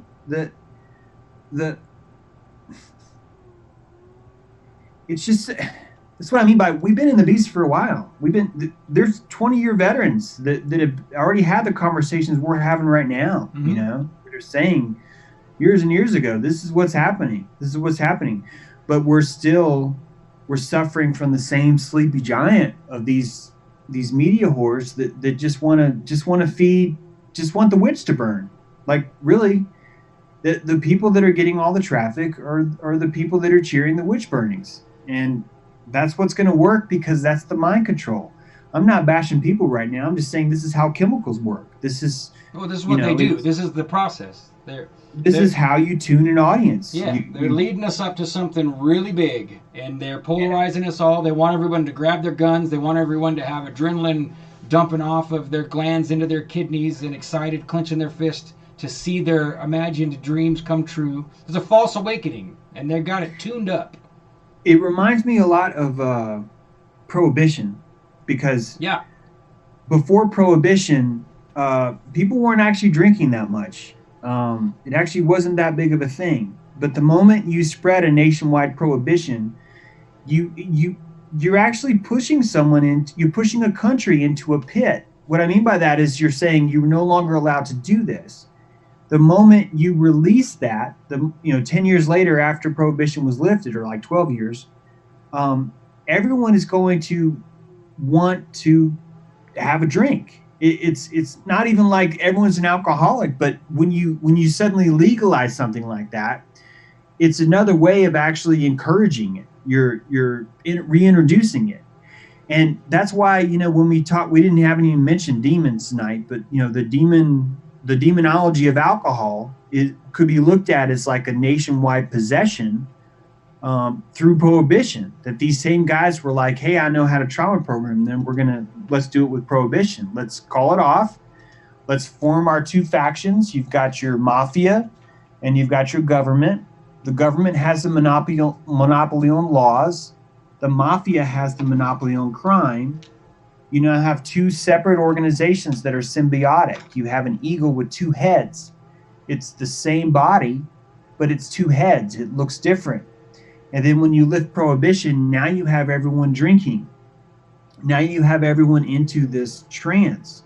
And it makes me wonder about the marijuana legalization that's happening now, because it would be a really good way to get everybody to chill out about the 27 states that can't boycott Israel, or the Florida state losing the First Amendment, or the World Court coming, or whatever else. It would be a good time to unleash the marijuana, because the cannabis would create that state of, hey man, don't worry about the government. It's, Oh yeah. In the It's the perfect way to do it. They literally use marijuana over and over again in this process. The very first book I read about conspiracy stuff, about all this stuff, is called Pawns in the Game by William Guy Carr. And he outlines it as such. He says when they get close to their goal, they'll propagate the use of marijuana because it makes everyone into zombies, is the way he described it. And living in Washington State and being someone who's used plenty of marijuana in the past and now seeing the actions and behaviors of people now that it's legal and acceptable, is true. You can't go to the gas station and ring up and get a cogent answer from the cashier half the time because they're stoned out of their mind. The taboo's gone. Their chains have been taken off. They don't have to only get stoned a little bit and put drops in their eyes anymore. They could just blaze a bowl on break or whatever, eat a brownie, and then they're looking at you and looking at the till and looking at their hand and looking at the guy behind you and thinking about their girlfriend at home and thinking about that they got cotton mouth and they're like, oh, I'm sorry. And then they try to count your change back and they can't do it, you know. It's happening, you know. What he predicted in his book, we're seeing it as a part of the process of the dismantling of our empire, you know. Because that's the way I see it. They're not going to knock this thing down like a controlled demolition, the United States of America. They have to convince us to do that for them after they've gutted it. And they're in the process of gutting it now, you know. There's nothing sexier than a touchless kill. Like, they freaking love touchless kills. They feel so powerful if they can watch us brand each other. Yep. If they can watch us do this to ourselves. There's nothing better than that, than to keep going there. Yeah, I saw you talking about that with, did you write an article about, the gentleman who plays God? He's Morgan Freeman. Yeah, you want to tell that story about the touchless kill from Morgan Freeman? I didn't write an article about it, so I bet your audience would probably. Your audience is so smart, by the way. They are. I'm always like, I wish I would have researched more, but Morgan Freeman had an affair with this younger lady, and then I think it was her husband or her boyfriend. He actually stirred them up where there was like some kind of real shaky murder-suicide thing happened. And something that happens a lot in something I can talk more about is actually Zombie Boy. Zombie Boy was a model for Lady Gaga, and he's the guy that now this is another example of a touchless his own kill. Skin off. Right? Yeah. And I'm going to pull that article up so you can show that picture. But there's this guy, he suffered from depression his whole life. He puts I'm sorry, guys. I just want to send this so we can pull it up. He suffers. There you go, SB. You can see that in there. Cool. He puts. So he's like a model choreographer for Gaga, and he's way into tattoos. And he also suffers from depression. Gaga touchlessly kills him. She convinces him to become a sacrifice. How do I know this? Because he announced it on Instagram. And I've got the tweet up. His tweet says, "The well. Oh, Dambala, lo he ho how stars hung low, soul cast down." I'm not actually going to stop because this is a creepy spell. Yeah, it's a spell. magic spell. But as you read this spell, what you see is a descent. He's spiraling down deeper into the well. And here's what's really screwed up, guys. He's going to get his release by moonlight glow. That's how he finishes it. "So kiss so stern and cold on metal shells released by moonlight glow." And here's what really makes it dark and evil. 48,470 likes. 6,827 comments. Here's a guy literally telling you, like verbatim, to his 418,000 followers, "I'm so sad I'm going to kill myself." And they're cheering him on.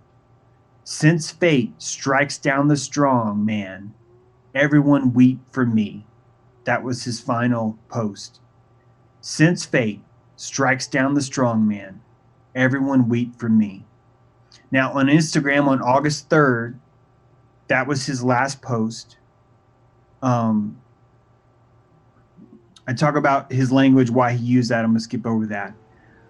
But then a few days later, Gaga, not his parents, not his friends, not the hospital, not a police report.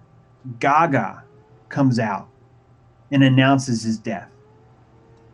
And did you pull that picture up for everyone to see his tattoos? Yeah, I scrolled through the whole article. I was just tripping on this this picture of Gaga standing wearing white.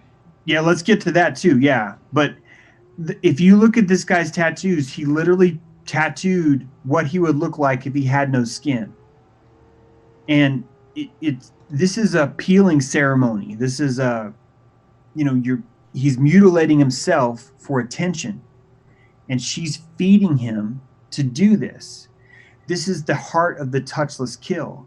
She's able to create a sacrifice just through her words, actually more importantly, just through her prana, because she understands just how vital this prana is to him. In fact, if you look at this picture where she paints herself to look like him, she's praising him. One of the few pictures in that article, it shows him in a tuxedo, SB. Yeah, I got it up there right now. Okay, great. She's directly pouring her prana into him. She's anointing him as, I'm proud of you. Do you see what I'm saying? Yeah. She's convincing him to slowly transform himself to where he peels his own skin off and he literally disappears. He disappears into the antiverse through his suicide. These kind of rituals are really important to Kabbalists because of consent. When I say Kabbalists, I'm more talking about these dark Gnostics. I don't really know what we should call them. No, this is it's the name of the game. They've painted it that way on purpose. Kabbalism's the same thing.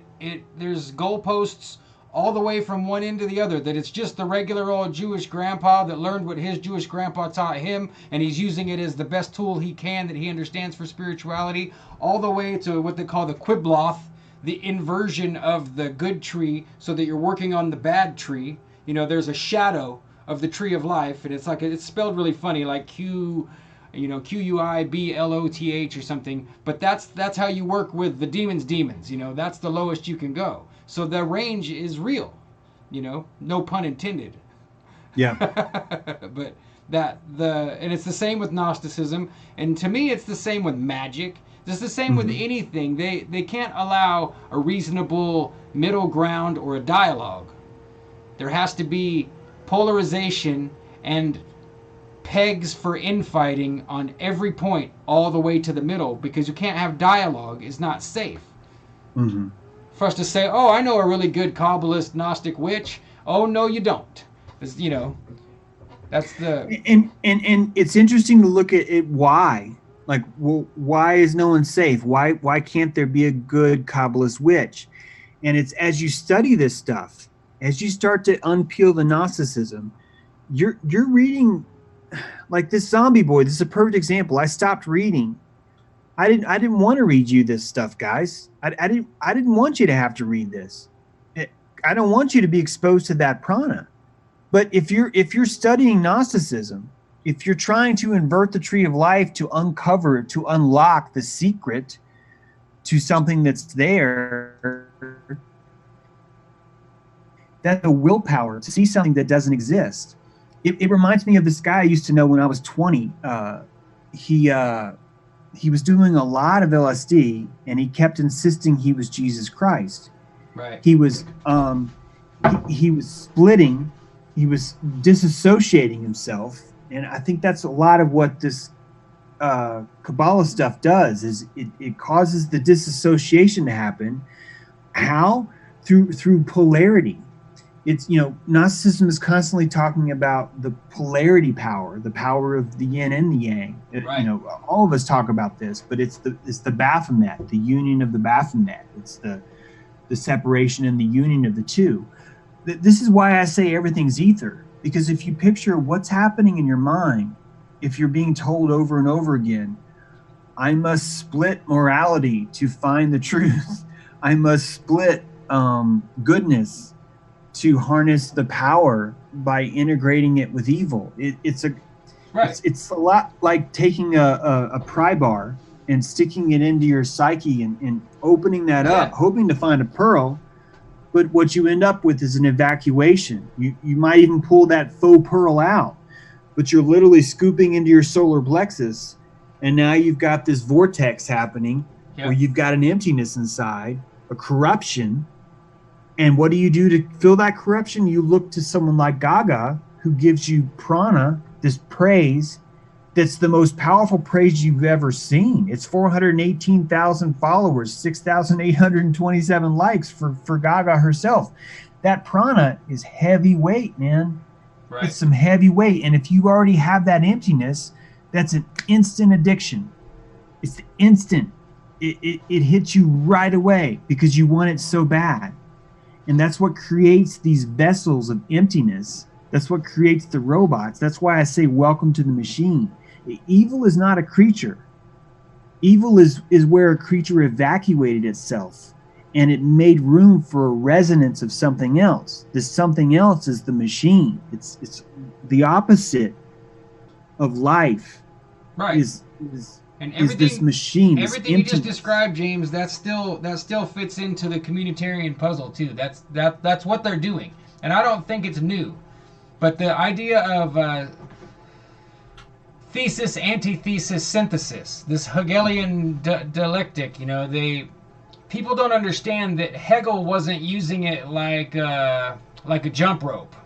If you go to don't try to read Hegel, folks, unless you want to get frustrated. Hegel is an impossible philosopher to understand. I despise the man's work. But he was brilliant in his own way. And what he thought he saw was thesis, antithesis, synthesis as a completely natural function of our world. And I disagree. Good and evil can't be synthesized into good evil. There's not, it's either good or evil. There's no synthesis. And I feel the same way about everything. But the pillars of communism and capitalism are first being polarized in the world. There's all the years of our lives. Wow. The Twin Towers are a symbol of it. The Kabbalistic tree are a symbol of it. The Muslim and Christian religions, as we see them outwardly, are symbols of it. The Jewish religion is the middle pillar, So these are all the same thing. It's the polarizing power. It's the thesis, antithesis, and the synthesis is that by the year 2020, we have global governance, not just in a bureaucratic, institutional way, but in every way. They're polarizing us spiritually, everything, financially. We're all getting ready to jump into the machine every way we can think of, right? Like we're going to be wearing headsets and counting bitcoins, and Facebook likes are going to count against your driving record and all this stuff. And it sounds like a joke, but we've all seen the little cartoons and the little graphics and the articles that they're publishing for us to read that say that in China it's already happening. When it's already happening here too. We're not different than China, Yeah, and we don't even know what's happening in China. No. Like the plans, because Rockefeller, it's like 1905. As soon as he started the General Education Board, like within 10 years, he was in China. Like he was already jumping over there to see what he could get his hands in. So these people they're not like lackadaisically working on this. Just like Bannon, just like we trace through Bannon's footsteps. He's waiting 11 days after Breitbart dies. Just 11. These guys are in a hurry. They're not in a hurry where they're rushing it, where they're scared they're not going to make it either. Like it's just they're putting every effort to it. Joe Montana wins the Super Bowl, right? It's the same way Joe Montana wins the Super Bowl. You go in there and do it because you are the chosen one, right? I don't know. Do you even think Steve Bannon is dead, James? I mean, not Steve Bannon, pardon me, Breitbart. Do you think Andrew Breitbart's really dead or not? I don't have an opinion, but what do you think? I see. The thing is that I'm always the last to know this stuff. I generally I have that gut reaction where if you tell me something, I just believe it. Like I just do. Right. And it's constantly having to go, dude, like I never, honestly, I don't even think I've thought about it until you just said it. Like maybe I have thought about it once, but like, I don't even doubt this shit. Like I'm so bad at this. No, because this is the flat earth karate stance you're talking about. Yeah. Actually, yeah, that's exactly right. It's the flat earth karate stance. I need to take my own advice on that. And that's what makes it so hard, because there's so many lies on top of lies on top of lies, and that's what makes it so effective. That's why the black nobility is I'm just guessing, but that's probably why you've got the black nobility, and you have black cube, black rock, black group, black stone. You've got all these things, and that are probably working through the black nobility that way. I'm guessing there's 13 of them, because at the Vatican there are 13 figures, statues that are standing in that courtyard on the keyhole. Yep, I've been there. And so oh really? Yeah. And then the work I've done on the obelisks, it's pretty weird stuff, man. Where those obelisks came from, how they got there, the whole stories about them, the what they were tied to, and the physioelectric effect. The fact that these obelisks are actually power centers. There's pretty heavy freaking charge when you have granite strung that high, when it's in a monolith. But you're probably looking at a black nobility, and then you've got all these black corporations. Then, of course, you've got the Kaaba, the black stone in Mecca itself, right there. Then you've got the black hats. You've got the black cube of Saturn. You've got the black robes. You have black court. You have black law. How... No, this is the... How much more does there need to be, Well, Jared Kushner's wearing a black tie. Yeah, Kushner's wearing exactly. It's not even like... And meanwhile, people are doing Q. Like, no, man, he's coming. It's all going to work out. This is going to magically fit. And maybe it will. But damn, if it doesn't look like it. Like, it looks like we're just like World War II happened. Like, just like World War I. And even now, it's taken us 50 years. Like, I still catch people that don't get it. They're like, well, no, Operation Paperclip, the Nazis came over. And I'm like, no. They were already here. Not like Paperclip. But you think it was like a bunch of good guys, and then they accidentally signed, oh, whoops, I accidentally signed that paper for Paperclip. No, they were already here. The countries aren't what we think they are. That's why you need an overarching lie. If you don't have an overarching lie to form a dome, you don't have government. There's no way you could herd 250 million voting cats into even buying the idea of choosing red or blue unless you have some major massive mind control. Yeah. Unless you have this overarching dome over our thoughts 6 months away from a nuclear bomb. The moon is something we can walk and land on. Yeah, the Earth's a globe. Democracy is good. Right. Non-unanimous government is still okay. All these things the lies that we're taught are necessary to build up the dissonance to allow the larger lies to have a foundation where they can keep us in cohesion, where they can keep us down. The tax system's another one that fits in there, because people don't realize that the income tax is voluntary. Now, stop paying it at your own leisure if you want to test it, but it is voluntary. They make a lot of hubbub and noise about people who don't pay, like Willie Nelson and Snoop Dogg or whoever else got in trouble. Yeah. But so to me, what you're talking about with the dome over us of lies and illusion, the guys at the tip top, they have what you named off. They have a nuclear program. They've got a space program. Mm-hmm. They've got a reasonable representation in whatever this thing called Antarctica is. This is how you get in the big game. Is to have those hats. Sorry, go ahead. You got to have those hats on. Of course. Go say what, Jim? I said reserve banks, of course. Yeah. You have to have centralized banking system. Well, and that's why Elon Musk had to put himself on the line. Okay, billionaires collect people, millionaires collect wealth. That's why Elon Musk had to put himself on the line by lying to join the space program. Yeah. That's why he launched a car that he didn't prep for space, that he drove up. It showed you driving up on the landing pad, and he put that in space as is, and nothing exploded. No, the perfect vacuum of space, which will rip a freaking tanker apart Yeah. Did nothing to his Tire car. explode. Yeah, his tires didn't explode. The even the vinyl dashboard didn't. It would just expand into nothingness. We use a vacuum every day, and it's not very powerful, but it does some neat stuff. It's freaking insane. James, but you can tell that it's real because it looks so fake. Didn't you read the quote? Maybe we need to go back. And that's why he had to do that. Like it took me a while to go, why would they lie? It can't, but there's actually a intrinsic important reason why they lie. Lying is how psychopaths trust each other. Yeah. This is the only way. If you can blackmail each other, you have a mutual form of trust now. Yeah. You have a faux empathy. Yeah. We trust each other through empathy. Psychopaths have to trust each other through blackmail. Yeah, they call it mutual complicity. That's why the lie is so bad. Mutual complicity. Yep. That's why they jump you into a gang when your kid's that way. You got to go drive and flash your headlights and shoot the first person that flashes back, because now we're all equally tethered to our dishonesty and untrustworthiness. If you do it that way. And if you go to the tip top, you got guys like Larry Silverstein buying the Twin Towers on a 99-year lease, because the only reason he's allowed to make that transaction is because of all the dirt that he's already hung his ass out in the wind. And all those guys.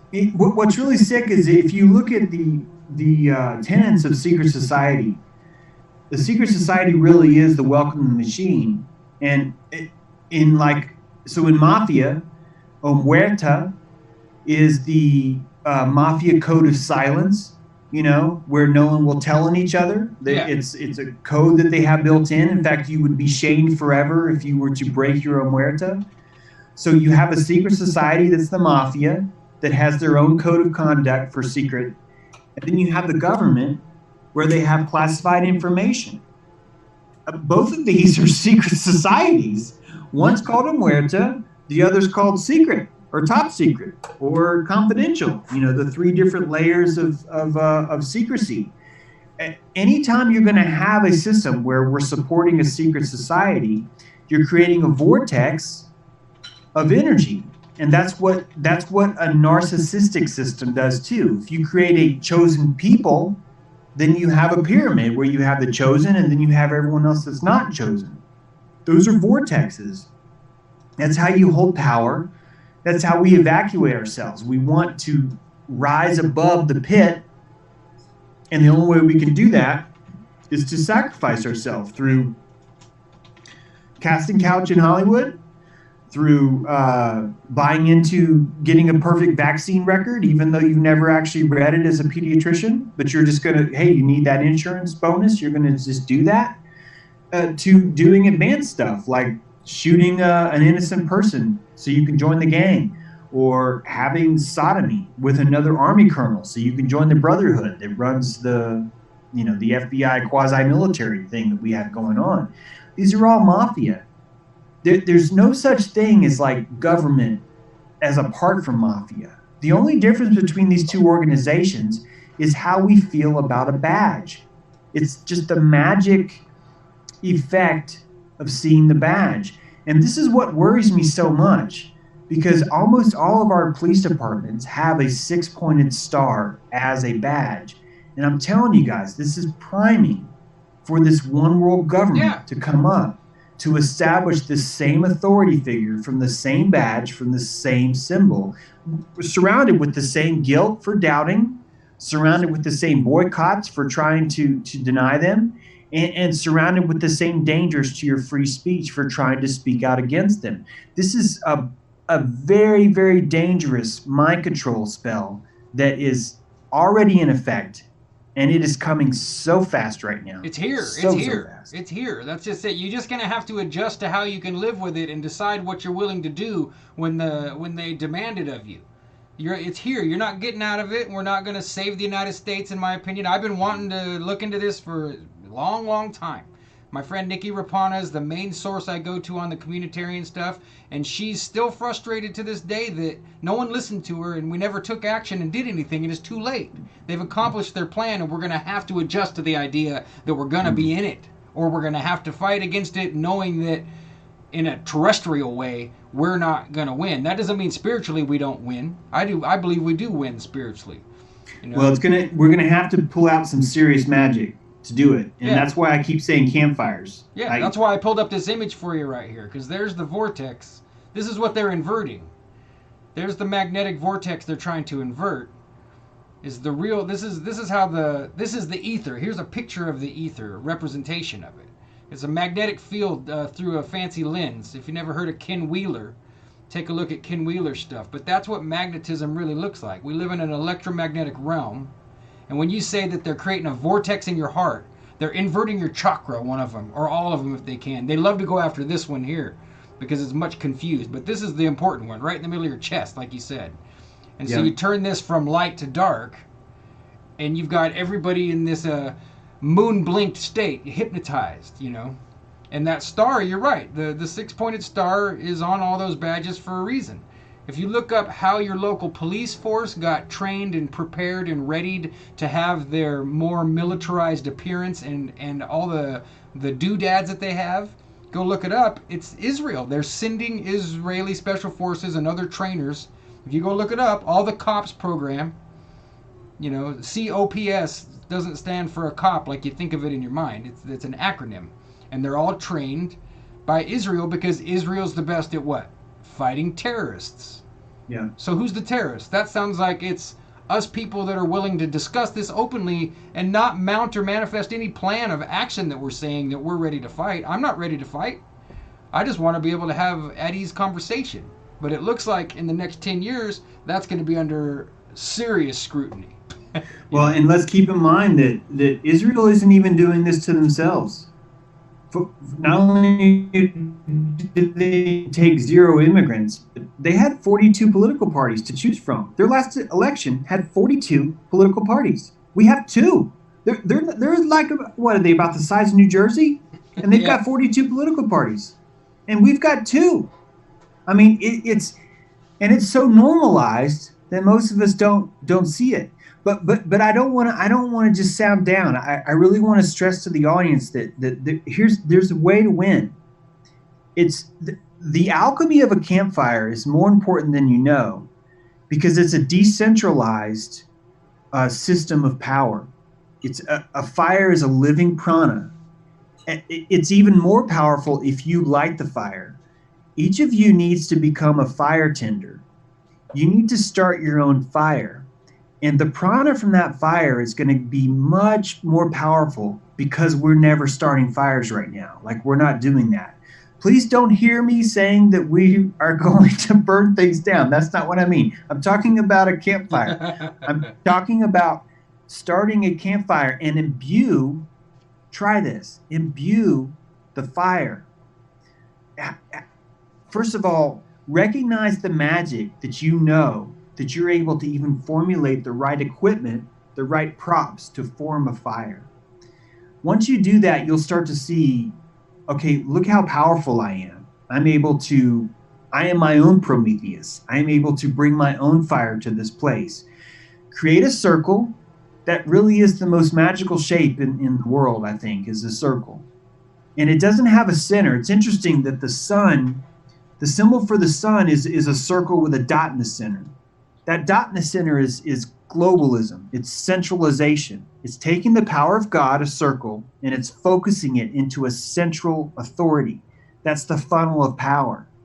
We don't want that. We want the circle. We want the fire ring again. We want a network of campfires. And each of us are our own alchemist. We're not going to be able to log on to alchemy2kickass.com. We don't want to do that. Each of us are going to have our own formula, our own fix for this. And if we start these campfires enough, it allows us to change the subject.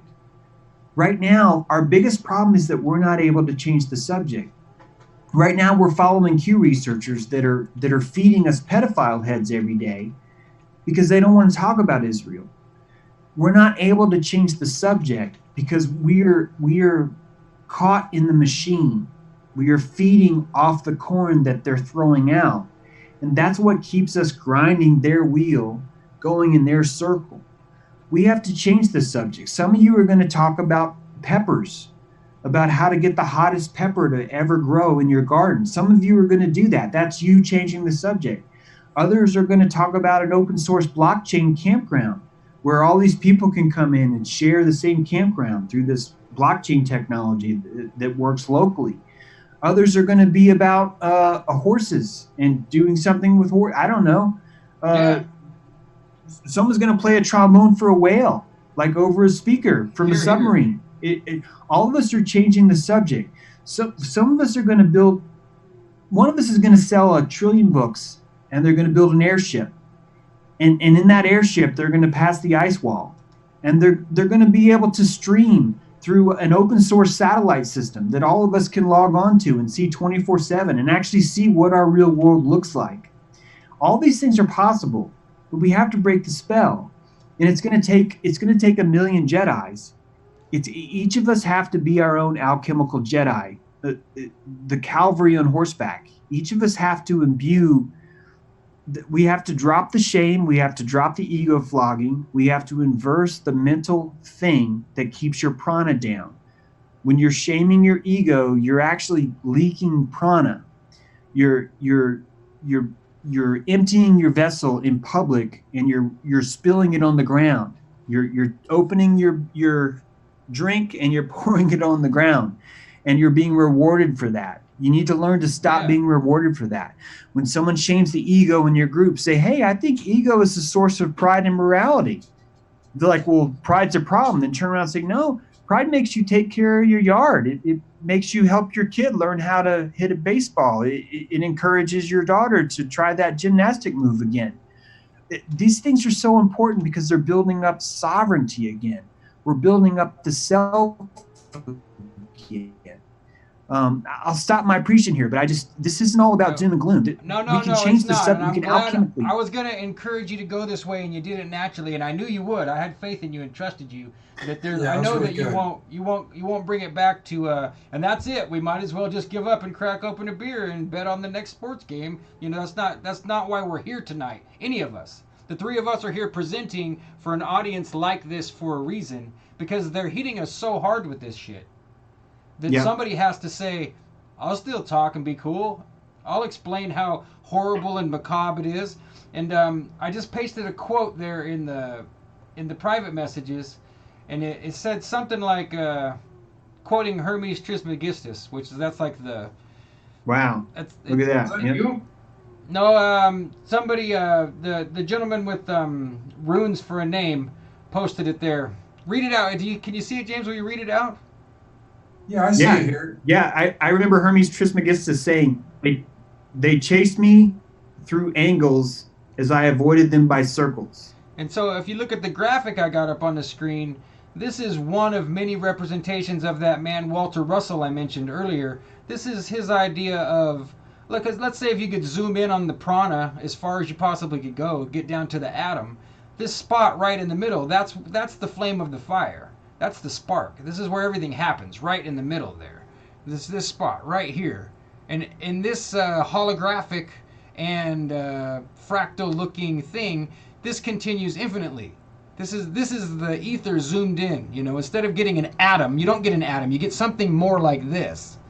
And it's like two bodies or two stones dropped in a calm lake. Yeah, it is. It's male and female usually. A lot of the pictures are that way. Yeah, like, there's a viscous Pisces there too. Yeah, it's all there. So if you'd never checked this guy out, there's more of a 3D rendition of it here. Let's see if that'll pop up there. Yeah, and that's the key, guys, is that each of us are our own alchemists. Like SB has so much power that I'll never have. So does Jim. All of us have these. We're each our own unique shape of energy. You know, man is the living soil. Some of us are going to have more iron. Some of us are going to have more cobalt. Some of us are going to have more moss. That's what's going to win. Is that we need to stop centralizing. We've centralized uniqueness. We've centralized everything. That's what the Nicene Creed really did. Is it killed your freaking magic. That's why St. James in his book Demologue, he actually specified, well, witchcraft is when you do anything just with your voice. He was literally criminalizing your two towers. Your voice box is two towers. It's actually two towers. he was criminalizing the power of your own voice. It's so crucial that you guys find your own power, and you do that through self-love, through self-supremacy. All the words that they shame, those are the magic words. You want self-supremacy. You want white power. I know that sounds bizarre, but white power is good, but it's been shamed. When I say white power, I'm talking about the color white. I'm talking about the manifest. Not the color of your skin, not the derogatory thing that they've painted us all with. Exactly. I'm listening to myself going, oh my God, someone's recording this. Yeah. Yeah, we can dub that out and make a really great commercial against you. Yeah, exactly. But we can imbue our own power. And when we do this, it's no different than Kushner, except for that Kushner's a weakling. He doesn't know, he's a golden child, empty.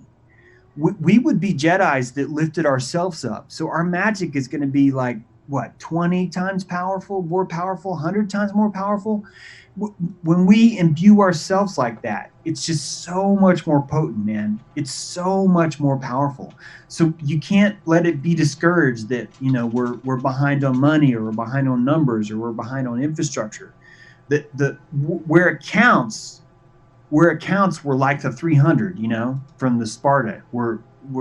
We have what it takes to where, okay, I know that those guys all died.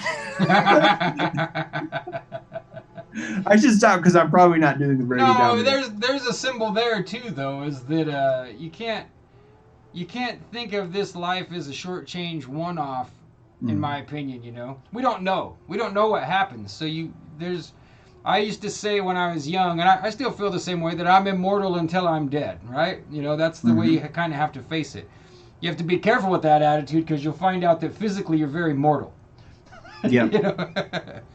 But I always try and bring, first and foremost, humor, because that's what's made mine and Jim's show from the beginning.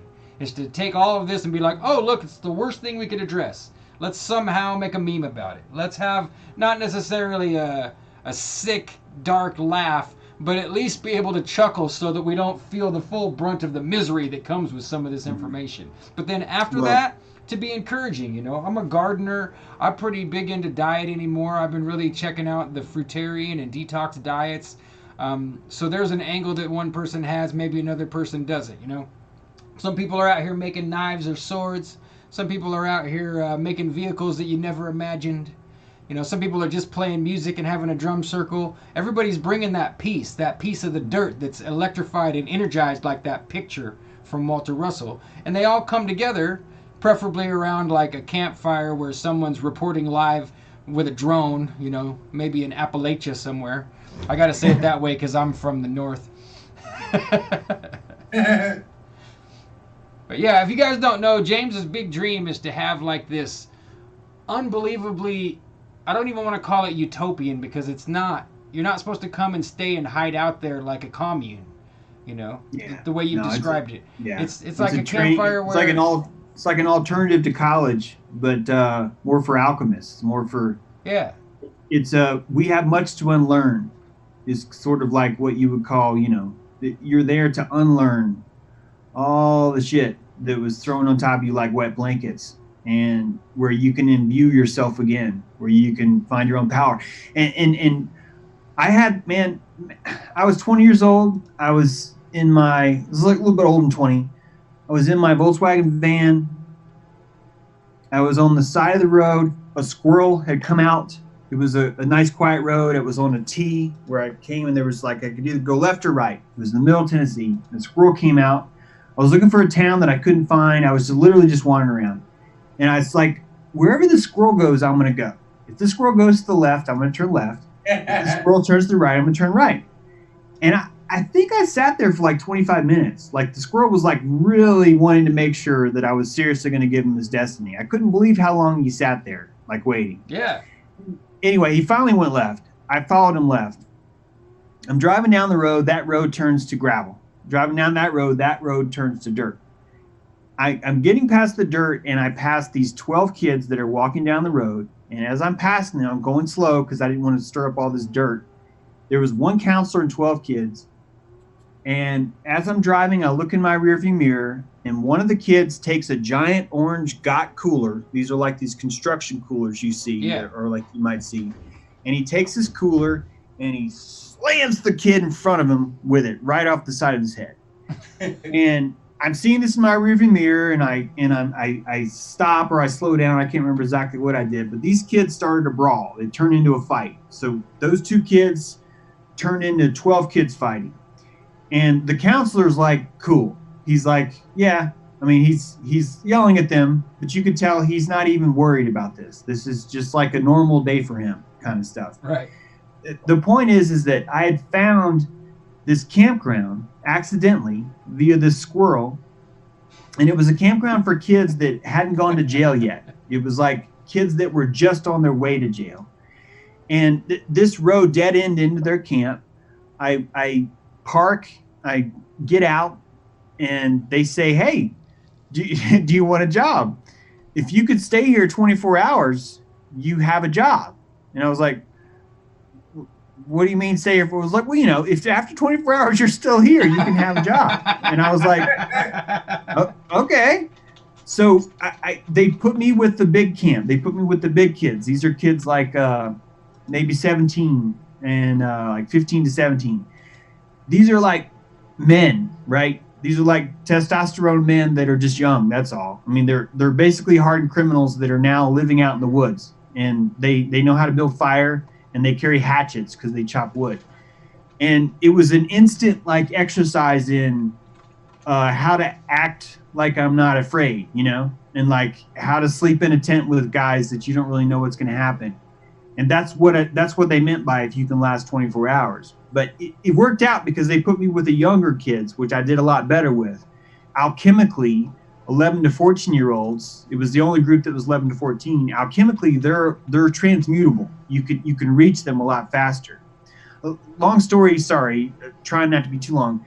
I learned in this camp in real time how to alchemically like break through souls, if that makes sense. There's a process. It was a Native American process that emerged from a couple of books that some other counselors had given me, part of the system itself.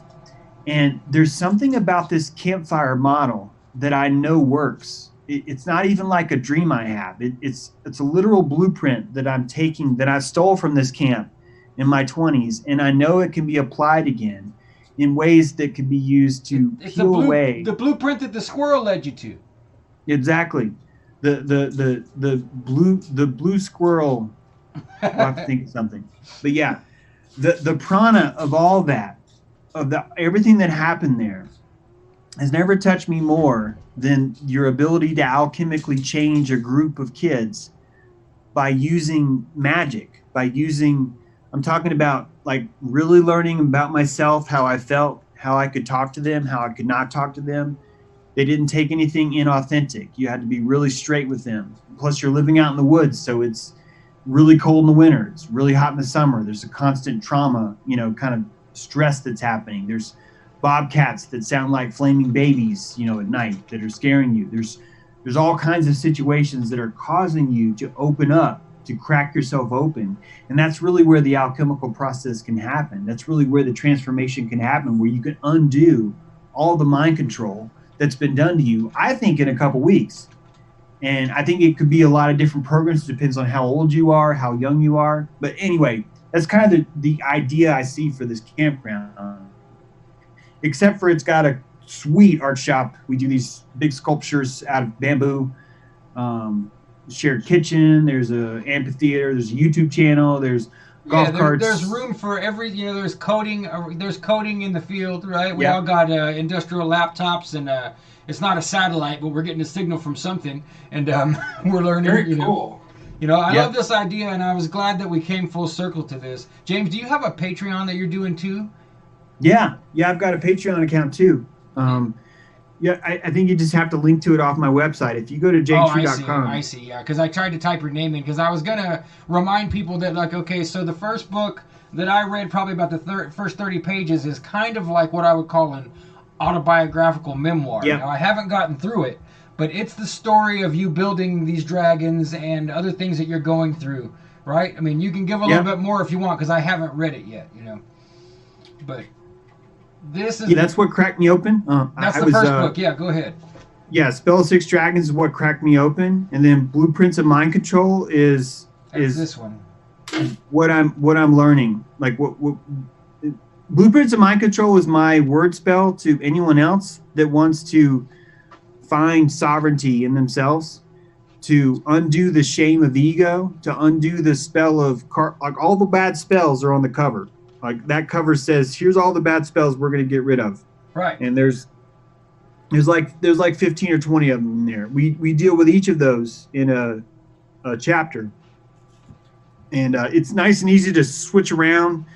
You can start with chapter 33, then start to chapter 17, whatever. They're all really tailored short stories that are meant to appeal to your eros. There's logos and eros. It's more about, it's going to appeal to your spleen. It's going to be an emotional awakening for you. And I do that because most of your mind control is going to be affecting your thoughts. This book is an emotional tool. That's why that's why people keep saying, "Oh, it's a really emotional read." It's the uninstaller. Yeah. Yep. And it's got at least 47 different programs that you can start the process to learn how to uninstall. And the thing is, folks, you find out you're going to have to redundantly uninstall until it sticks, because that's how this works. I read most of these as articles. I've been so busy and under so much stress, I haven't read hardly anything lately. But maybe we'll start to read some of this live, if you don't mind. Would you give us permission to do that if we wanted to read it? Oh, sure. Yeah. All right. Well, that's how it's written that way. Yeah. Cool. It's supposed to be very poetic, very emotionally driven, and it shows you just how deep the mind control can go. And if anyone's curious, I sell autographed copies of those. If you go to any of my articles, you'll scroll down the bottom, you'll see a link that says, hey, if you want to buy an autographed copy of the book, that prana comes directly to me. It's actually a really big charge for me because, my phone will light up. As I'm signing it, I'm always looking, well, who is this person? Where are they from? And, I'm imbuing the signature into the book. It might sound hokey, but I really take this stuff seriously. It's not hokey anymore. That was the old world. That world's gone. Them talking about the age of Aquarius, and actually the man Jim Egan came on our show and said to us live, James, that the age changed during our 42nd episode. And he's man that is managing the tower over there in New England that everyone believes John Dee built. So if you've never seen that episode, check it out. But I mean, I want to, because John D. Rockefeller, I'm under the impression that John Dee and John D. Rockefeller are the same genetic. Yeah. There's an avatar there. Exactly. Yeah. And a title was inherited.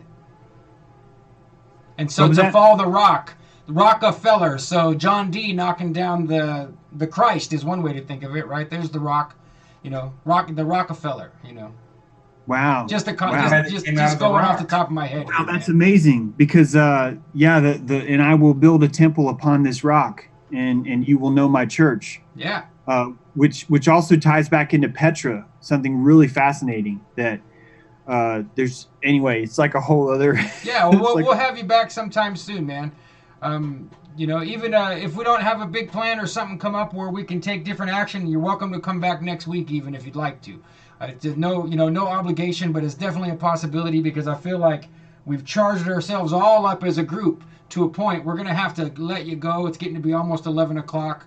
I know it's late over there where you are. Because you're all the way almost 2 down there, right? Yeah, it's getting close to 2 a.m. Yeah, so, you guys always keep me up, though. Maybe we could start earlier and everything, But I was trying to get your Patreon up here so it's in the description. I'm going to copy and paste that into the description of this episode right now. Yeah, that would be great if we could expand on some of these ideas a little bit more. I think we just sort of scratched the surface on a huge iceberg. Oh, awesome. Well, that's why things take. Truth. Yeah, real information, especially when you're sharing it with each other. We can't give each other truth, but we can give each other keys to truth, and then those keys start to work on doors that you tried before that were locked.